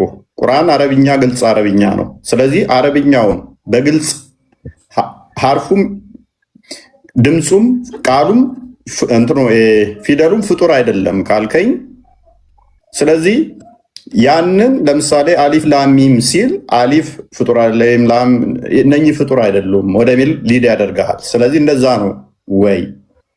ከዛም ደግሞ እነኚህን እንደዚሁ ከሆነ በድምፅ የሚላቸው እኔም እንደዛ አላቸዋለሁና ልዩነት አለው ወይ የሚል ጥያቄ ነበር የጠየቁ። የለውም እንድለና የፈለከው ልዩነት አለው ስትል እኮ መጀመሪያውኑ ፍጡርና ፈጣሪ ምን ያገናኘው ነው ጥያቄው። አንተ እንዴት ነው ከራስህ ጋር የምታመሳስለው? ስለዚህ ለዚህ ፊደሎቹ ፍጡር አይደሉም፣ ድምፁም እንደዚሁ ነው። እንግዲህ አሁንስ ኖርማሊ በቃ አጭር መልስ ከፈለክ ደግሞ እንዴት ነው ከኔ ጋር ይመሳሰላል ካልክ ደግሞ ለይሰ ከሚስሊ ሸይ ወሁወ ሰሚዑል በሲር። ይሄ ሁሌ የምንመልሰው መልስ ነው። ምን አገናኘው? የሚመስል ምንም ነገር የለም። ምን አገናኘው ነው ከጠየቁ ጋር? እኔ የጠየቅኩትን ፕሩቭ አድርግልኝ እንጂ አይመስለውም ሺህ ጊዜ ብትል ምን ትርጉም አለው? እኔ ፕሩቭ አድርግልኝ ማለት እኔ የጠየቅኩህን በፊደላቱ ፍጡር አይደለም አልከኝ፣ ድምፁም በድምፅ ነው የሚለው አልከኝ። ይሄንን ለምሳሌ እኔ አማርኛ ተናጋሪ ነኝ። በአማርኛ የሚናገር ከሆነ መልእክተኞቹ በሁሉም ቋንቋ ተልኳል ስለሚል ሰላም የሚለውን ለምሳሌ አላህ ሲናገረው በድምፅ ሰላም በሚል ድምፅ እና ሰላም በሚል ፊደል ነው ወይ? ፊደላቶቹ ፍጡር አይደሉም ብለህኛል። ድምፁ ፍጡር ካልሆነ እንደዚህ የሚናገር ከሆነ ምንድን ነው እሱ እያልከኝ ያለኸው? ምንድን ነው ያልተግባባ ነው?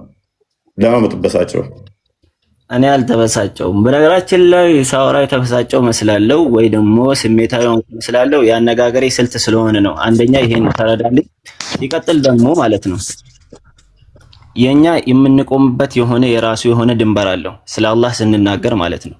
አሁን አንተ የምትጠይቀኝን ጥያቄ እዚህ ጋር አልተገለጸም በሚለው በኩል ከመጣህልኝ 10 አልተገለጸም ልልህ ይችላል። ምክንያቱም አናፍርም፣ ሁሌ ነው የምናገረው። አልተገለጸም ሊያስደስታችሁ ይችላል። ኖርማል ነው። አልተገለጸም ነው የተገለጸ አልከም አልጣኝም ምን ያላልኩት አይ እኔ አንዳንዴ ኮመንት ላይ ለሚጽፉት ነው ፎይላንት አይደለም። ግን ደግሞ ድምጽ አለው ምን አለው ብለሃል አይደለ? ድምጽ አለው ብዬ ስናገር ሐርፍ አለው ብዬ ስናገር ነብዩ ስለነገሩን ነው። ግን እንዴት ነው ቤት በኩል ነው የሚለውን ደግሞ አናውቅም አልኩ። በቃ ለምሳሌ አላህ የሚናገርበት የራሱ የሆነ ዘይቤ ባህሪ አለው። በቃ ለሱ እንደሚመጥነው ይናገራል። ከዛ ውጪ ባለው ግን ከምን ጋር ላመሳስልልህ ወይም ደግሞ አመሳስልልኝ ብትለኝ መልስ የለኝም ለዚህ። ምክንያቱም እሱን የሚመስል ነገር ስለሌለ የምትፈልገው ነገር ደግሞ ምንም ግልጽ አይደለም ለኔ። እሺ አንድ ኤምኬ እንኳን ደህና መጣ። እስቲ አቡ ያያ ሜቢ ከነሱ ትንሽ እንትን ልበልና ኤምኬ ቀጥል። ወይ አንዴ መሐመድ ኤምኬ ይሰማል? ሐሚራ ኤምኬ ሐሚራ ሰላም ለዚህ ጠይቅ። ሰላም እንኳን ደህና መጣሽ።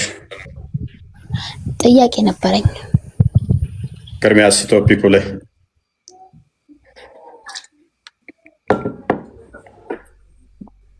የአላህ ቃል ፍጡር ነው ፍጡር አይደለም ብለሽ ነው የምታምኚው?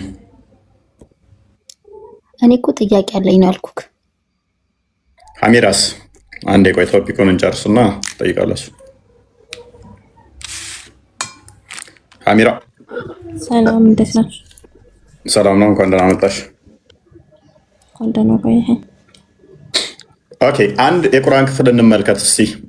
ቪኪ ሱራ 33 50 አካባቢ አንዴ ክፈትልኝ እስቲ። ይሄ የቁርአን ክፍል ፍጡር ነው ፍጡር አይደለም? 53 አይ ቲንክ 33 53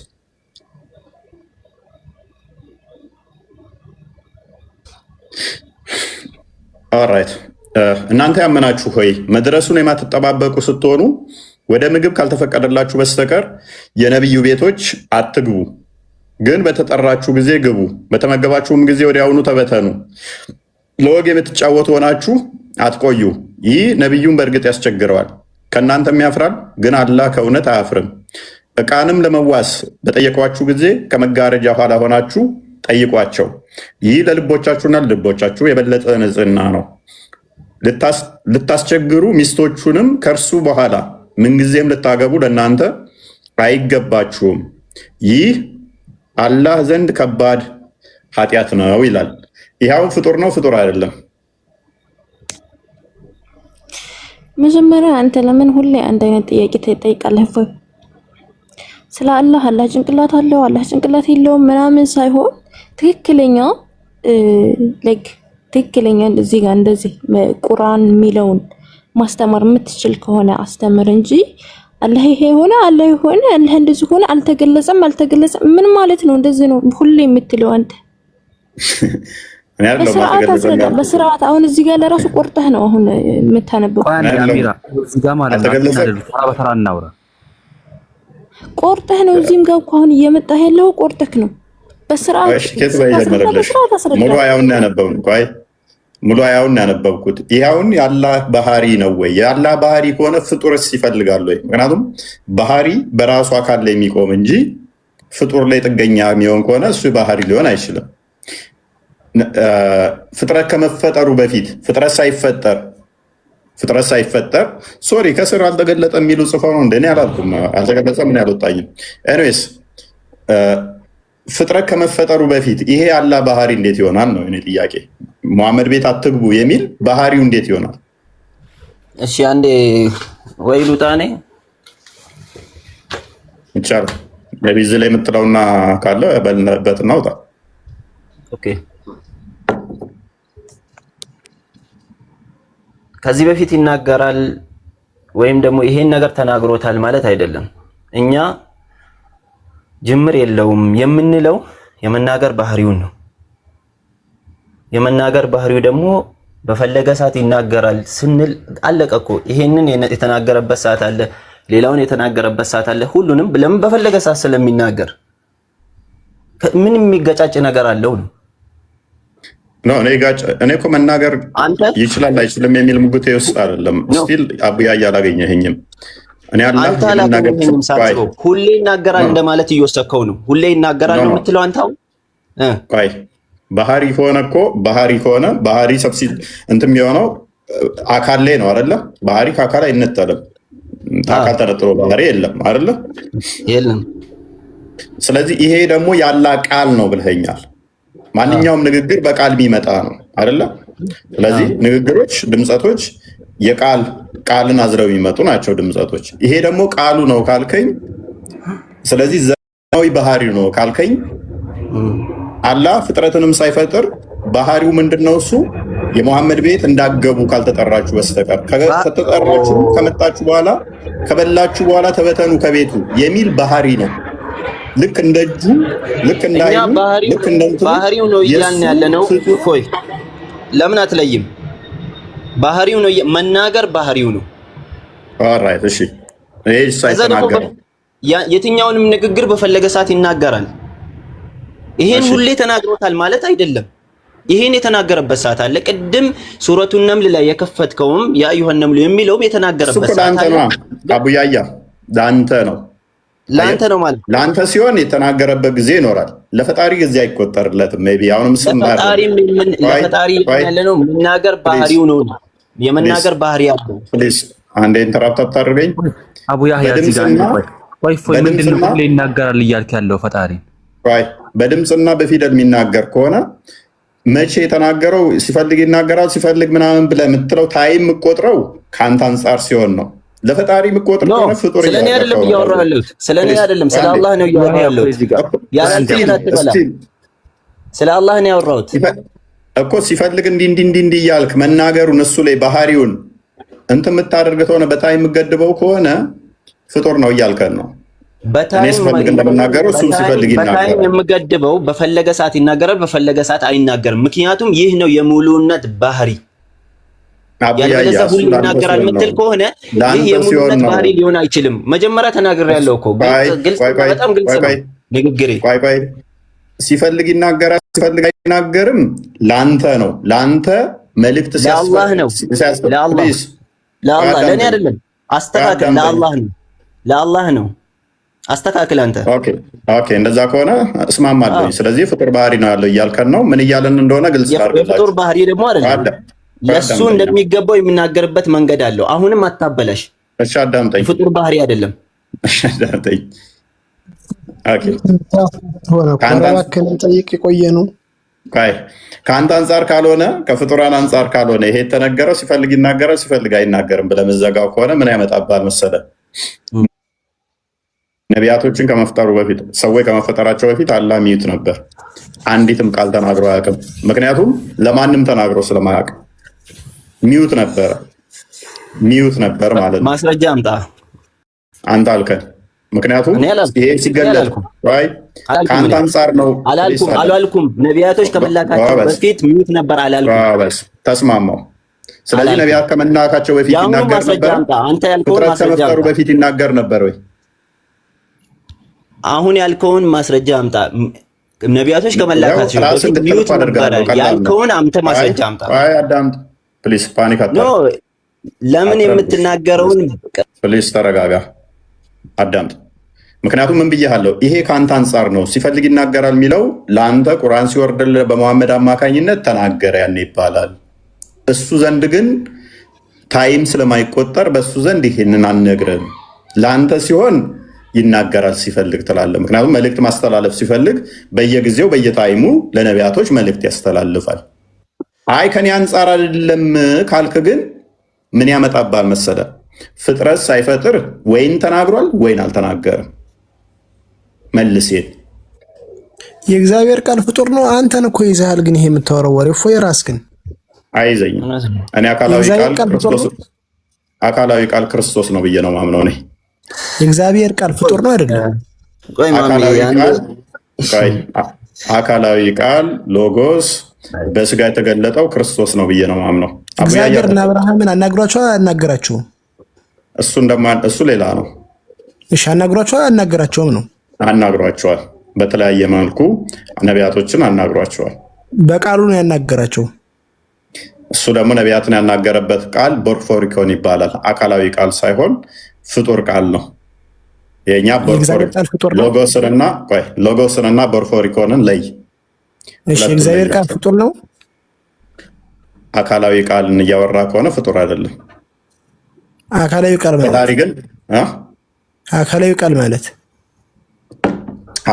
ቃል ማለት ክርስቶስ በስጋ የተገለጠው እርሱ እና አብርሃም ሲያወራ ፍጡር ነው። ቆይ እንደኔና እንዳንተ ድምፀት አይደለም የፈጣሪ ቃል። እንዳንተና እንደኔ በፊደላት የተዋቀረ በድምፀት የተዋቀረ አይደለም። ይሄ በድምፅ የተዋቀረው ምን ይባላል መሰለ? ዝርው ቃል ይባላል። ዝርው ቃል ማለት አካል የሌለው ከታንተ ከወጣ በኋላ በአየር ላይ ፈስና ድምፁ የሚበተን ማለት ነው። አካላዊ ቃል ግን እንደ ዝርው ቃል የሚበተን አይደለም። አንድ ድምፁ ተሰምቶ የሚጠፋ አይደለም። መብረቅ ብሰማውን ብሎ ይጠፋል። የፈጣሪ ቃል የሆነ ድምፁ ተሰምቶ የሚጠፋ አይደለም። ምንድነው? አካላዊ ነው። ያ አካላዊ ቃል ሁሉም መፍጠር የሚችል ሁሉም ማድረግ የሚችል ዝርው ቃል ያልሆነ በአየር ላይ ማይበተን ስለሆነ ለዛ ነው በመጀመሪያ ቃል ነበር፣ ቃልም በእግዚአብሔር ዘንድ ነበር፣ ቃልም እግዚአብሔር ነበር፣ ሁሉ በእርሱ ሆነ፣ ከሆነም አንዳች እንኳን ያለ እርሱ የሆነ የለም፣ እርሱ በዓለም ነበረ ካለ በኋላ ቃል ስለሆነ ይሞታል አይሞትም? ያ የእሱ ቃል ይሞታል አይሞትም? አይጠፋም ብለኸኛል። ቃል የፈጣሪ አካላዊ ቃል ሎጎሱ ቃል አይጠፋም ብለኸኛል። አይጠፋም ብለኸኛል። ያ ቃል ደግሞ ኢየሱስ ሆነ ነው የምትለኝ? በስጋ ተገለጠ ነው ያልኩህ። ለምሳሌ አንተ ቁርአን ላይ ያለ ቃል ፍጡር አይደለም ካልክ በኋላ ወረቀት ላይ ሰፈረ። እኔ ደግሞ በስጋ ተገለጠ ያ ሎጎስ የሚለው ቃል ኢየሱስ ደግሞ ጠፍቷል።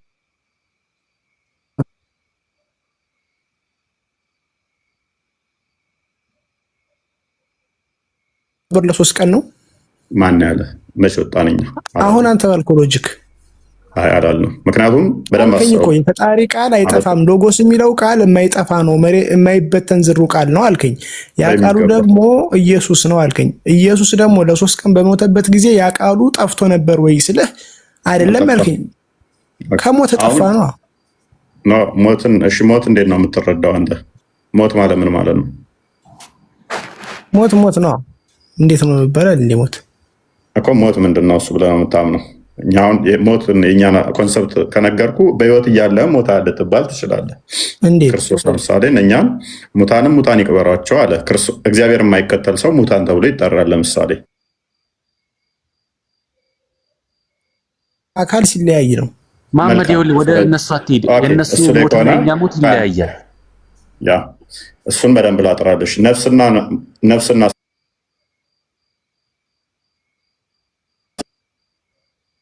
ነፍሱ ከስጋው ተለየች ማለት ነው። እንደኛ እንደ ፍጥሮቹ እንደ ፍጥሮቹ ነው ነፍሱ ከስጋው የምትለይ። አንዴ ያዳምጥ እሺ። ክርስቶስ ምንድነው?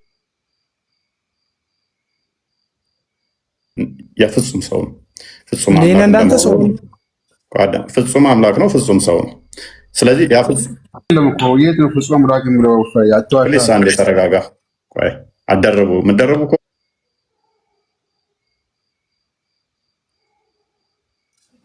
ሶስት ሰዎችም በአንዴ ማውራት ስለማልችል ማለት ነው።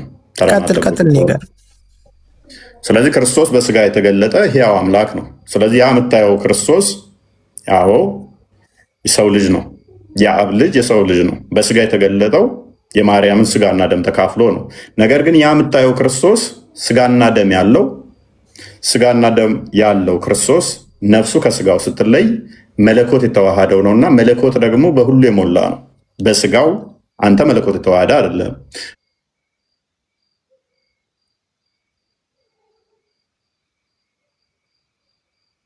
ነፍሱ ከስጋው ስትለይ ነው ያ ሞት ተብሎ የሚነገረው ስጋ ከነፍሱ እንደኔ ማለት ነው። እኔ አሁን ስሞት ነፍሴ ከስጋዬ ትለያለች። አንተ ፍጡር ስለሆንክ መለኮት የተዋሃደ አይደለም። መለኮት ሰው ፍጹም አምላክ ነው ያልከኝ አለ። መለኮት የተዋሃደው እንደመሆኑ ደግሞ በአንድ ነው፣ አይለያዩ ሁለቶቹ። አደርበኝ ጥያቄህን የጠየቅከውን ቅድም ጥያቄ ምንድነው? ጥያቄ ምንድነው? ቃል ጠፍቷል፣ ቃል ሞቷል የሚል ነው። ሞት ምንድን ነው እየጠየቅኩ ለዚህ ነው። ሞት የሚነገረው ምንድን ነው ብዬ ስጠይቅህ ስጋና ነፍስ መለየት ከሆነ መለኮት ደግሞ በስጋው ሙላት ካለ መለኮት በሁሉ ካለ ከክርስቶስ የተለየው ምንድነው? ስጋው ከነፍሱ ነች የተለየው፣ ነፍሱ ከስጋው ነው የተለየው። ስለዚህ እስቲል መለኮት በነፍሱ አለ፣ መለኮት በስጋው አለ፣ መለኮት በሁሉ የሞላ ነው። ስለዚህ ሞት ተብሎ የሚባለው ስጋና ነፍስ መለየት ነው። ስለዚህ ቃል ጠፋ መለኮት ጠፋ የሚባል ነገር ሽታው ትለያለች። ያ ማለት ደግሞ ነፍሴ እስካለች ድረስ እኔ ጠፋሁ አልባልም አለሁ ሕያው ነህ እያልከኝ ነው እኮ ጥያቄ። ምክንያቱም ነፍሴ ልትሞት ቃል መለኮት ጠፍቷል የሚል ነበር አይደለ? መለኮት ጠፍቷል፣ ቃል ጠፍቷል የሚል ነበር። አዎ ሎጎስ የሚለው ቃል አይጠፋም ስላልከኝ ነው። ምን ብዬ መለስኩልህ? ሎጎስ የሚለው ቃል አይጠፋም አልከኝ። እንግዳማ ኢየሱስ ያስረዳው እንዴት ነው? አልጠፋም እያልከኝ ነው አንተም። አሁን ግን ደግሞ ይሄ ለመመለስ ስትል ደግሞ ሌላ መሰረት ናድክ ነው። ምንም አልናድኩም። እምንዳህል እንጂ መለኮትና የሰውነቱ ባህሪ ተዋህደው ነው ያሉ፣ አልተለያዩም አልከኝ። አሁን ያ በተሰቀለ በተደበደበ ጊዜ ግን ያኔ አምላክነቱ ስላልተለየ አምላክ ተሰቃይቷል፣ አምላክ ተደብድቧል፣ አምላክነቱ እያልከኝ ነው። በስጋው አምላክነት ስጋውና መለኮቱ ተዋሃዱ ናቸው እያልከኝ ነው እኮ። ተዋህደዋል፣ የተዋሃደ አካል ነው። ያ ስለተዋሃደ እሺ አዳምጠኝ። መለኮት የሚመታ የሚታይ የሚዳሰስ አይደለም። የሚመታ የሚዳሰስ የሚነካ አይደለም። ነገር ግን በተዋህደው ስጋ በተዋህዶ እርሱ በስጋው ተብሎ ይነገርለታል። በስጋው ተመታ፣ በስጋው ተራበ፣ በስጋው ተሰቀለ፣ በስጋው ተብሎ ይነገርለታል። ስጋው ከመለኮቱ ጋር ነበር። ፍጹም ሰው ሲሆን በስጋና በደም ነው። ፍጹም አምላክ ሲሆን ደግሞ የመለኮትነት ባህሪ ነው አልከኝ። ያ የመለኮትነት ባህሪ ከማርያም ስጋና ደምን ወርሶ ሰው ሆነ። ሰው ሲሆን መስቀል ላይ የተገረፈው የተደበደበውና የተመታው የተሰቃየው ተዋህዶ ያልተለያዩ ያልተነጣጠሉ ከሆነ አምላክነቱ ተገርፏል፣ ተደብድቧል እያልከኝ ነው። በስጋው ቢለው ለምትተዋለህ እኮ አምላክነቱ በስጋው ቢሆንም አምላክነቱ ነው። ያ አምላክ ለእኔ ተገረፈ ብዬ እኮ አምናለኝ። በምን በስጋው በደንብ አስተውል። ለእኔ ተሰቀለልኝ። ስጋውና መለኮቱ ተዋህዷል ብለህ ነው የምታምን እኮ። አዳምጣ። በቀላሉ ላስረዳህ። ሲምፕል ኤግዛምፕል ልስጥህ። አንድ ብረት ይሄ ብረት ነው ብለን አሲዩም ብናደርግ ቢግል እሳቱን ከብረቱ አንለየውም። ቀይ ፍም ከመሰለ በኋላ እሳቱ የብረቱን ገንዘብ ያደርጋል፣ ብረቱ የእሳቱን ገንዘብ ያደርጋል። ቀይ ፍም ሲመስል ብንመታ ብረቱን ብቻ መታን አንልም፣ እሳቱም አብሮ የሚመታ እንደፈለግን ይታዘዛልና ማለት ነው። ምኑ ብረቱ በእሳቱ ይታዘዛል። እሳቱ የሚመታ የሚዳሰስ አይደለም።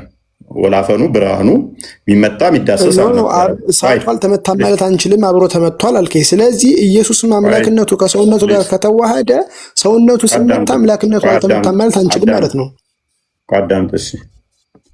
ስለዚህ ብረቱን ስንመታው እሳቱ የተዋሃደውን ብረቱን ስንመታው እሳቱ መታ ለብቻ ነጥለን አንልም። ምን እንላለን? ብረቱ እሳቱን ስለተዋሃደ ግን ተመታ ተብሎ ይነገራል። ለእሳቱ ግን መመታት፣ መያዝ፣ መጨበጥ አይነገርለትም ነበረ። እሳቱን ግን አብሮ ተመቷል ከብረቱ ጋር። ፕሊስ አደርበኝ በእናትህ። ጥያቄን እኮ ሽፍት አድርገው እኮ የመጀመሪያው ጥያቄ እንዳላዋጣ ገብቶ አሁን ሌላ እንትን ውስጥ ገብተሃል፣ ሌላ ታሪክ ውስጥ ገብተሃል። ቆይ አዳምጥ ፕሊስ።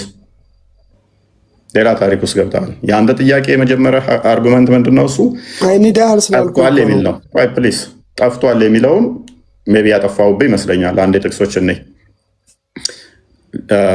እንትን አለ ቪኪ አለ። ኦኬ፣ አንዴ ጥቅሶች ክፈትልኝ።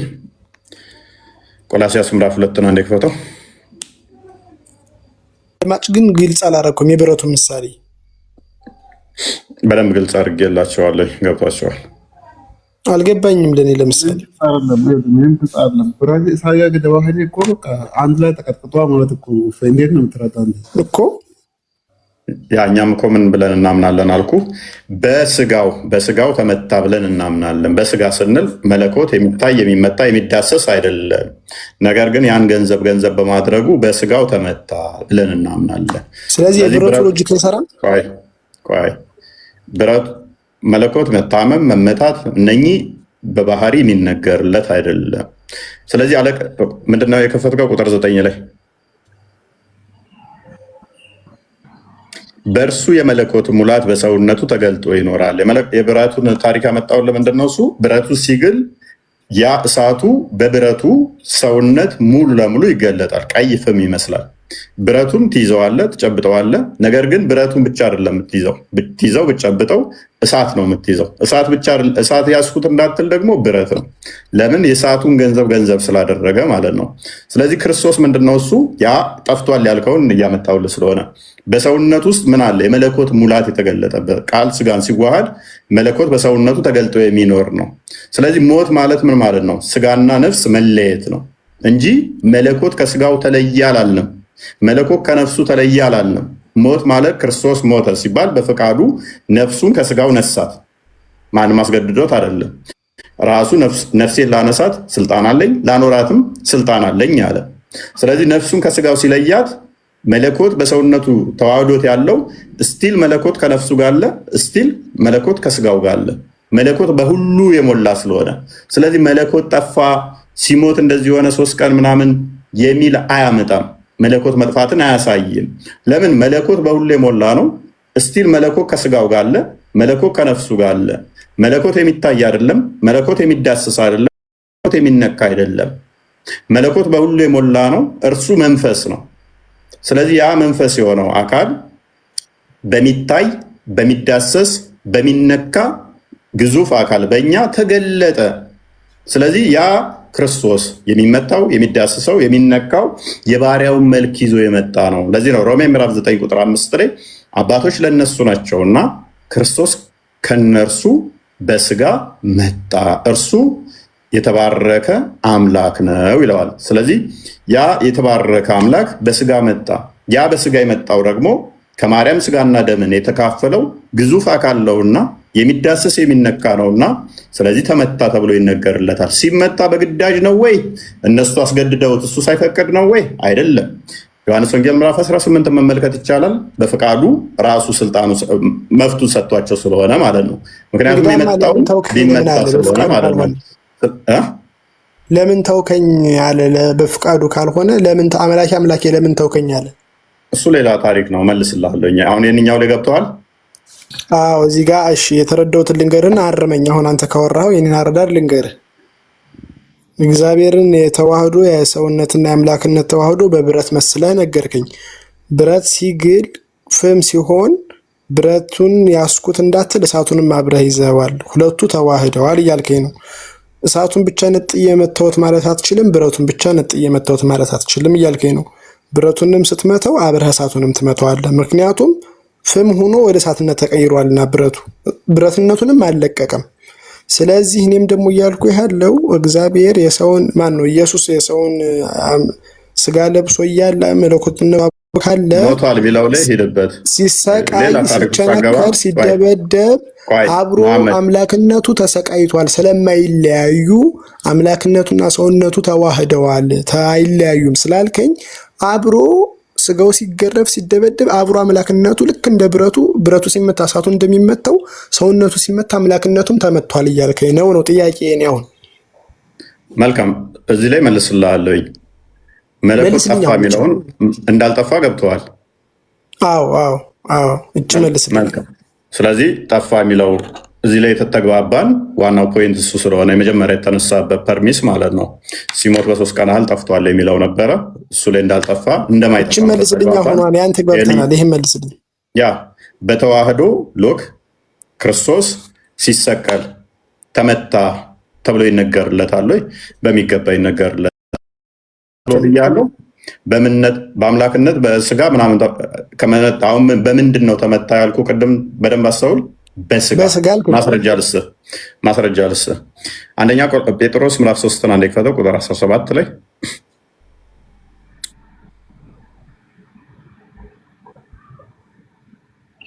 እናንተ እኮ አሁን ቆይ አሽም ቆይ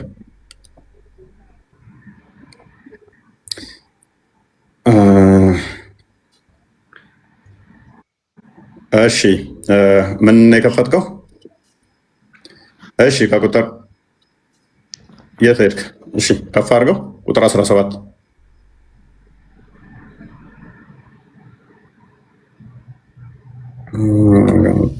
ኖ እሺ ቁጥር 16 እሺ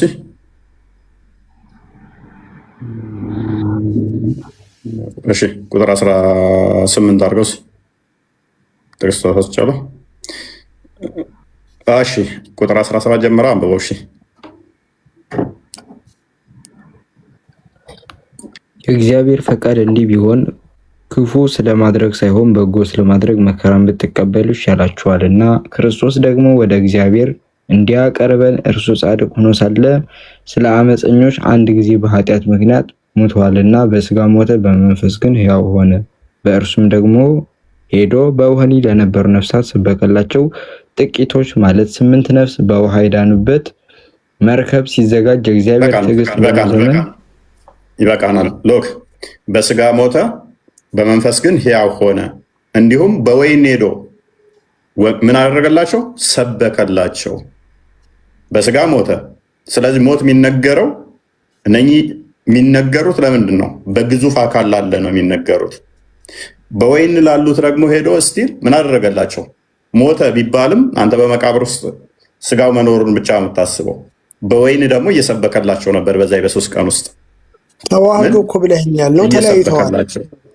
ምኑ ተዋህዶ ነው አይደል? እምነታችሁ እኮ የእሱ መለኮትና ስጋው ተዋህደዋል ብለህ ነው የነገርከኝ።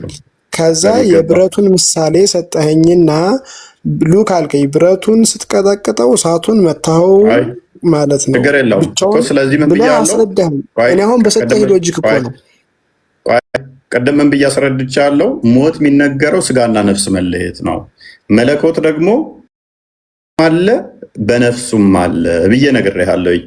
አልነገርኩም? ሲሞት መለኮትነቱ አብሮ ከስጋው ጋር ተዋህዶ ከሆነ ሲሞት መለኮትነቱ ሙቷል አልሞተም ነውስ? ይለያያሉ? ስጋና መለኮት ይለያያሉ? ያ ከሆነ ደግሞ ተዋህዶ ለማለት አያስችልም ነው። ስቲል ሞትን አሁንም ደግሞ እንደገና ደግመ ሪከርዳችንን ስማው። ሞት ማለት ምን እንደሆነ አስረድቼ ነበረ። ምክንያቱም ሞት ማለት ስጋና ነፍስ መለየት። ሞት ማለት ስጋና ነፍስ መለየት ነው። ፕሊስ እያደከምከን ነው። ሞት ማለት ስጋና ነፍስ መለየት ነው። መለኮቱ ግን ከስጋው አልተለየም ከነፍሱም አልተለየም ብዬ አስረድቻለሁ። ነፍ በቂ ነው። አንድ የመጨረሻ ጥያቄ ዘዳግም 18 እየደጋገማቸው ስለሆነ ማድከም ነው የሚሆነው። ጥያቄዎቹ ነው ደጋግሞ እየጠየቀ ያለው። የተሻለ ጥያቄ እየጠየቀ አይደለም። ዘዳግም 18 አብራራ እንትና ይቀጥል። ሀሽም ይቀጥል። አንድ ጥያቄ ጠይቅና ሀሽም ይበቃል። እሺ እኔ አሁን መጠየቅ የምፈልገው ያልገባኝ አሁን ይሄ ጥቅስ ላይ አታጥፋስ ይሄ ጥቅስ ላይ ማለት ነው በመንፈስ እናንተ የምትሉት በመለኮት ያሆነ ነው። እዚህ ግን የምለው በመንፈስ ነው። እኔ አሁን ነገ ብሞት አንተም ብትሞቱ ስጋችሁ ነው የሚሞት እንጂ መንፈሳችን አይሞትም። ምኑ ጋር ነው አሁን እኛ ጋር የምንለየው? ሲጀመር በመንፈስ ከሆነ ከሆነ እኛም በስጋ ሞተን በመንፈስ ደግሞ ህያ ነው የምንሆነው ነው። አሁን ጥቅሱም እያነበቡ ስለሆነ አዲስ አይቻለሁ። ምን ነው የምለየው? ስለዚህ ሞት ማለት ምን ማለት ነው? ስጋና ነፍስ መለየት ነው አይደለ? ሞት ማለት አሁን ኢየሱስ የሞተ ሞት ሞቴ ገጽታ በስጋ ሞቴ በመንፈሱ ደግሞ ህያ ሆነ ነው። እኛም ብንሞትም ያው ነው። በስጋችን እንሞታለን፣ በመንፈሳችን ደግሞ ህያው እንሆናለን። ምን ነው የታ ነው መለኮት ነው የምትሉት? ይሄዳል እንደሰምለው ምን ነው ጥያቄ? ይሄ ኢየሱስ ሞት በስጋው ሞቴ በመንፈሱ ደግሞ ህያ ሆነ አይደል የሚለው ጥቅሱ? በመንፈሱ ግን ህያ ሆነ ይላል። እኔም ቢሆንም ነገ ቢሞት በስጋ ይሞት ያለው እንጂ በመንፈስ ህያው ነው የምሆነው። መንፈስ ስለማይሞት ማለት ነው። የማንም ሰው መንፈስ ስለማይሞት ህያው ስለሚሆን ከኛ ምን ነው የተለየ ነው? ኦኬ ቆላሲያስ ምዕራፍ 2 ቁጥር 9 ሳነብ ቅድም አልነበርክም እንዴ? ክፈትለት። ይሄ ራሱ ነው። ይሄ ነው እንጂ የምትመለስልኝ ያኛውማ ሌላ ነገር ጉዳይ ነው። ላሳየህ እኮ ነው። ቆላሲያስ ምዕራፍ 2 ቁጥር 9 ነው። ምን ይላል? እስቲ አንብበው።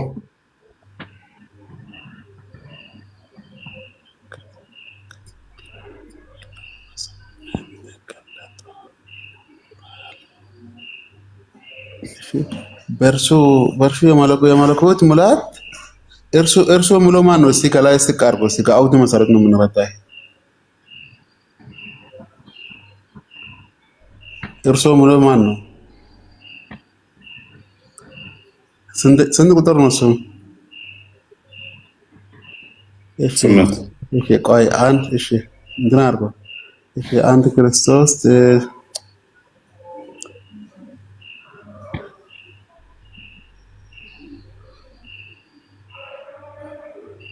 ግልጽ ነው ሀሺም በሰውነቱ። ስለዚህ የመለኮት ሙላት አይለየውም። ወይ 8 ላይ ዝጋርኩት 8 ላይ ምንድን ነው? 8 ላይ ምንድን ነው የሚለው? እስኪ አንድ ክርስቶስ ትምህርት ሳይሆን አንድ ሰው ወግና አንድ በቃ አንዴ ማለት ነው። እዚህ ጋር ሀሺም የማይገባህን ነገር አትጠይቅ። ተው በቃ ወደ ሌላ እንትን ሰዓቱ እየሄደ ነው። ሀሺም በቃ ክርስቶስ በሰውነቱ የመለኮት ሙላት ተገልጦ ይኖራል። ይለየዋል ሳይሆን የመለኮት አንዴ ቋርጠህና አንተ ምንም ብትል ማለት ነው። አሁን እንደ ሙስሊም ለማስረዳት የእናንተ እንደዚህ ስለሆነ እናንተ ናችሁ የምትረዱት እንጂ የሙስሊም አሁን እኛ የማይሞተው አንድ ጌታ ህያዊ አላህ ብቻ ነው። የሰው ልጅ ከሞተ ሞተ ነው። በቃ ግልጽ ነገር ነው። ቁርአን ላይ ተገለጸልን ነገር ነው ይሄ። ግን አሁን አንተ ለማስረዳት መጽሐፍ ቅዱስን ብትከፍት ምን ብትከፍት አሁን የእናንተ ቃልም እንደዚህ ነበረ እንደዚህ ነው 3-4 ነገር ነው የምትደጋግሙት ማለት ነው። ይሄ ነገር ለሙስሊም ለማንኛውም ብታስረዳው እዚህ ውስጥ ያለ ማንንም አይረዳም። አንተ ነው የከፈትከው ማናቸው አልተረዱም። መሐመድንም ጠይቀው ነው አብዲ ግልጽ እኮ ነው። ላለመረዳት ላልፈለገ ሰው ነው እንጂ ግልጽ ነው። እንደ ፀሐይ ጨረቃ ወይንም ደግሞ ጨረቃ እንደወጣች ወይም ፀሐይ እንዳለ ግልጽ ነው። በሰውነቱ መለኮት አለ ከተባልክ ስለዚህ ያ ክርስቶስ ስጋና ነፍሱን የተለየው እንጂ በሰውነቱ መለኮት ምን ይኖራል አለን። መለኮቱ በሰውነቱ ይኖራል፣ ነፍሱ ግን ከስጋው ተለየች። ስለዚህ መለኮት የተዋሃደው ነፍስ የተለየው ነው። ክርስቶስ ሞተ ሲባል ማለት ነው። በደንብ አስተውል። መለኮት የተዋሃደው ነፍስ የተለየው። ስለዚህ መለኮቱ ተነየ የሚል የለም። መለኮቱ በስጋው ተገልጦ ስለሚኖር ነፍሱ ግን ትለያለች። ምክንያቱም ሞት የምንለው ራሱ ነፍስና ስጋ መለየት ስለሆነ እኛ ጀምስ ላይ ወይም ያዕቆብ ላይ ምዕራፍ 2 ላይ ከቁጥር 26 ምናምን አካባቢ ላይ ቼክ አድርግለት። ሞት የምንለውም እንደዛ ስለሆነ ማለት ነው። ስለዚህ ምንም ይሄ እኮ የሚከብድ ትልቅ ቶፒክ አይደለም። ለእናንተ ሜይ ቢ እንዴት እንትን እንደሆነባችሁ ባላቅም የሚከብድ ቶፒክ አይደለም። ወደ መጨረሻ ላይ ሞት ሲባል አሁን የሰው ልጅ ከሞተ በቃ ሞት አይነሳም። ማንም ማይሞተው አንድ ጌታችን ያው እሱ ብቻ ነው። ያው ነፍስ ሞት ማለት ምን እንደሆነ ታውቃለህ? ከነፍስ የተለየ ስጋ እንደሞተ ከነፍስ የተለየ ስጋ የሞተ እንደሆነ ይላል። ስለዚህ ነፍስ ከስጋ ስትለይ ሞት ተብሎ ይጠራል። መለኮት ደግሞ ከነፍሱም ከስጋውም አልተለየ። መለኮት በሁሉ ያለ ሁሉን የሞላ እርሱ አልተለየውም። የተለየው ከስጋው ምንድነች? ነፍሱ ነው ከስጋው የተለየችው። ስለዚህ ምንድን ነው ይሄ? ሞት ተብሎ ይጠራል። ስለዚህ መለኮት ጠፋ፣ መለኮት ሞተ፣ መለኮት በሞተበት ሰዓት ማን ነበር ዓለም የሚጠብቅ ምናምን ተብሎ አይጠየቅም። ምክንያቱም መለኮት ስቲል ከስጋው ጋር አብሮ ነበር፣ መለኮት ከነፍሱ ጋር ነበር፣ መለኮት በሁሉ ነበር። እሺ መለኮት ይሞታል? መለኮት ይሞታል? መለኮት በባህሪ የሚሞት አይደለም፣ ሟት አይደለም። አንደኛ ጢሞቴዎስ ምዕራፍ 6 ቁጥር 16 ጀምሮ አንደኛ ጢሞቴዎስ ምዕራፍ 1 ቁጥር 17 ክፈትለት። አንደኛ ጢሞቴዎስ ምዕራፍ 6 ቁጥር 16 የማይታይ የማይሞት ነው መለኮት። በሚታይ በሚገለጥ ተገለጠ እና ተመታ ስንል ግን በግልጽ እኮ እየነገርናችሁ ነው። እርሱ ብቻ የማይሞት ማንም ሊቀርበው በማይችል ብርሃን ይኖራል። አንድ ሰው እንኳ አላየውም ሊያየውም አይችልም። ለእሱ ክብር ለዘላለም አሜን። ስለዚህ መለኮት በባህሪው እግዚአብሔር ነው። በባህሪው መለኮት የሚሞት የሚታይ የሚዳሰስ አይደለም እና እንደዛ ነው። ለዛሬ ይብቃችሁ።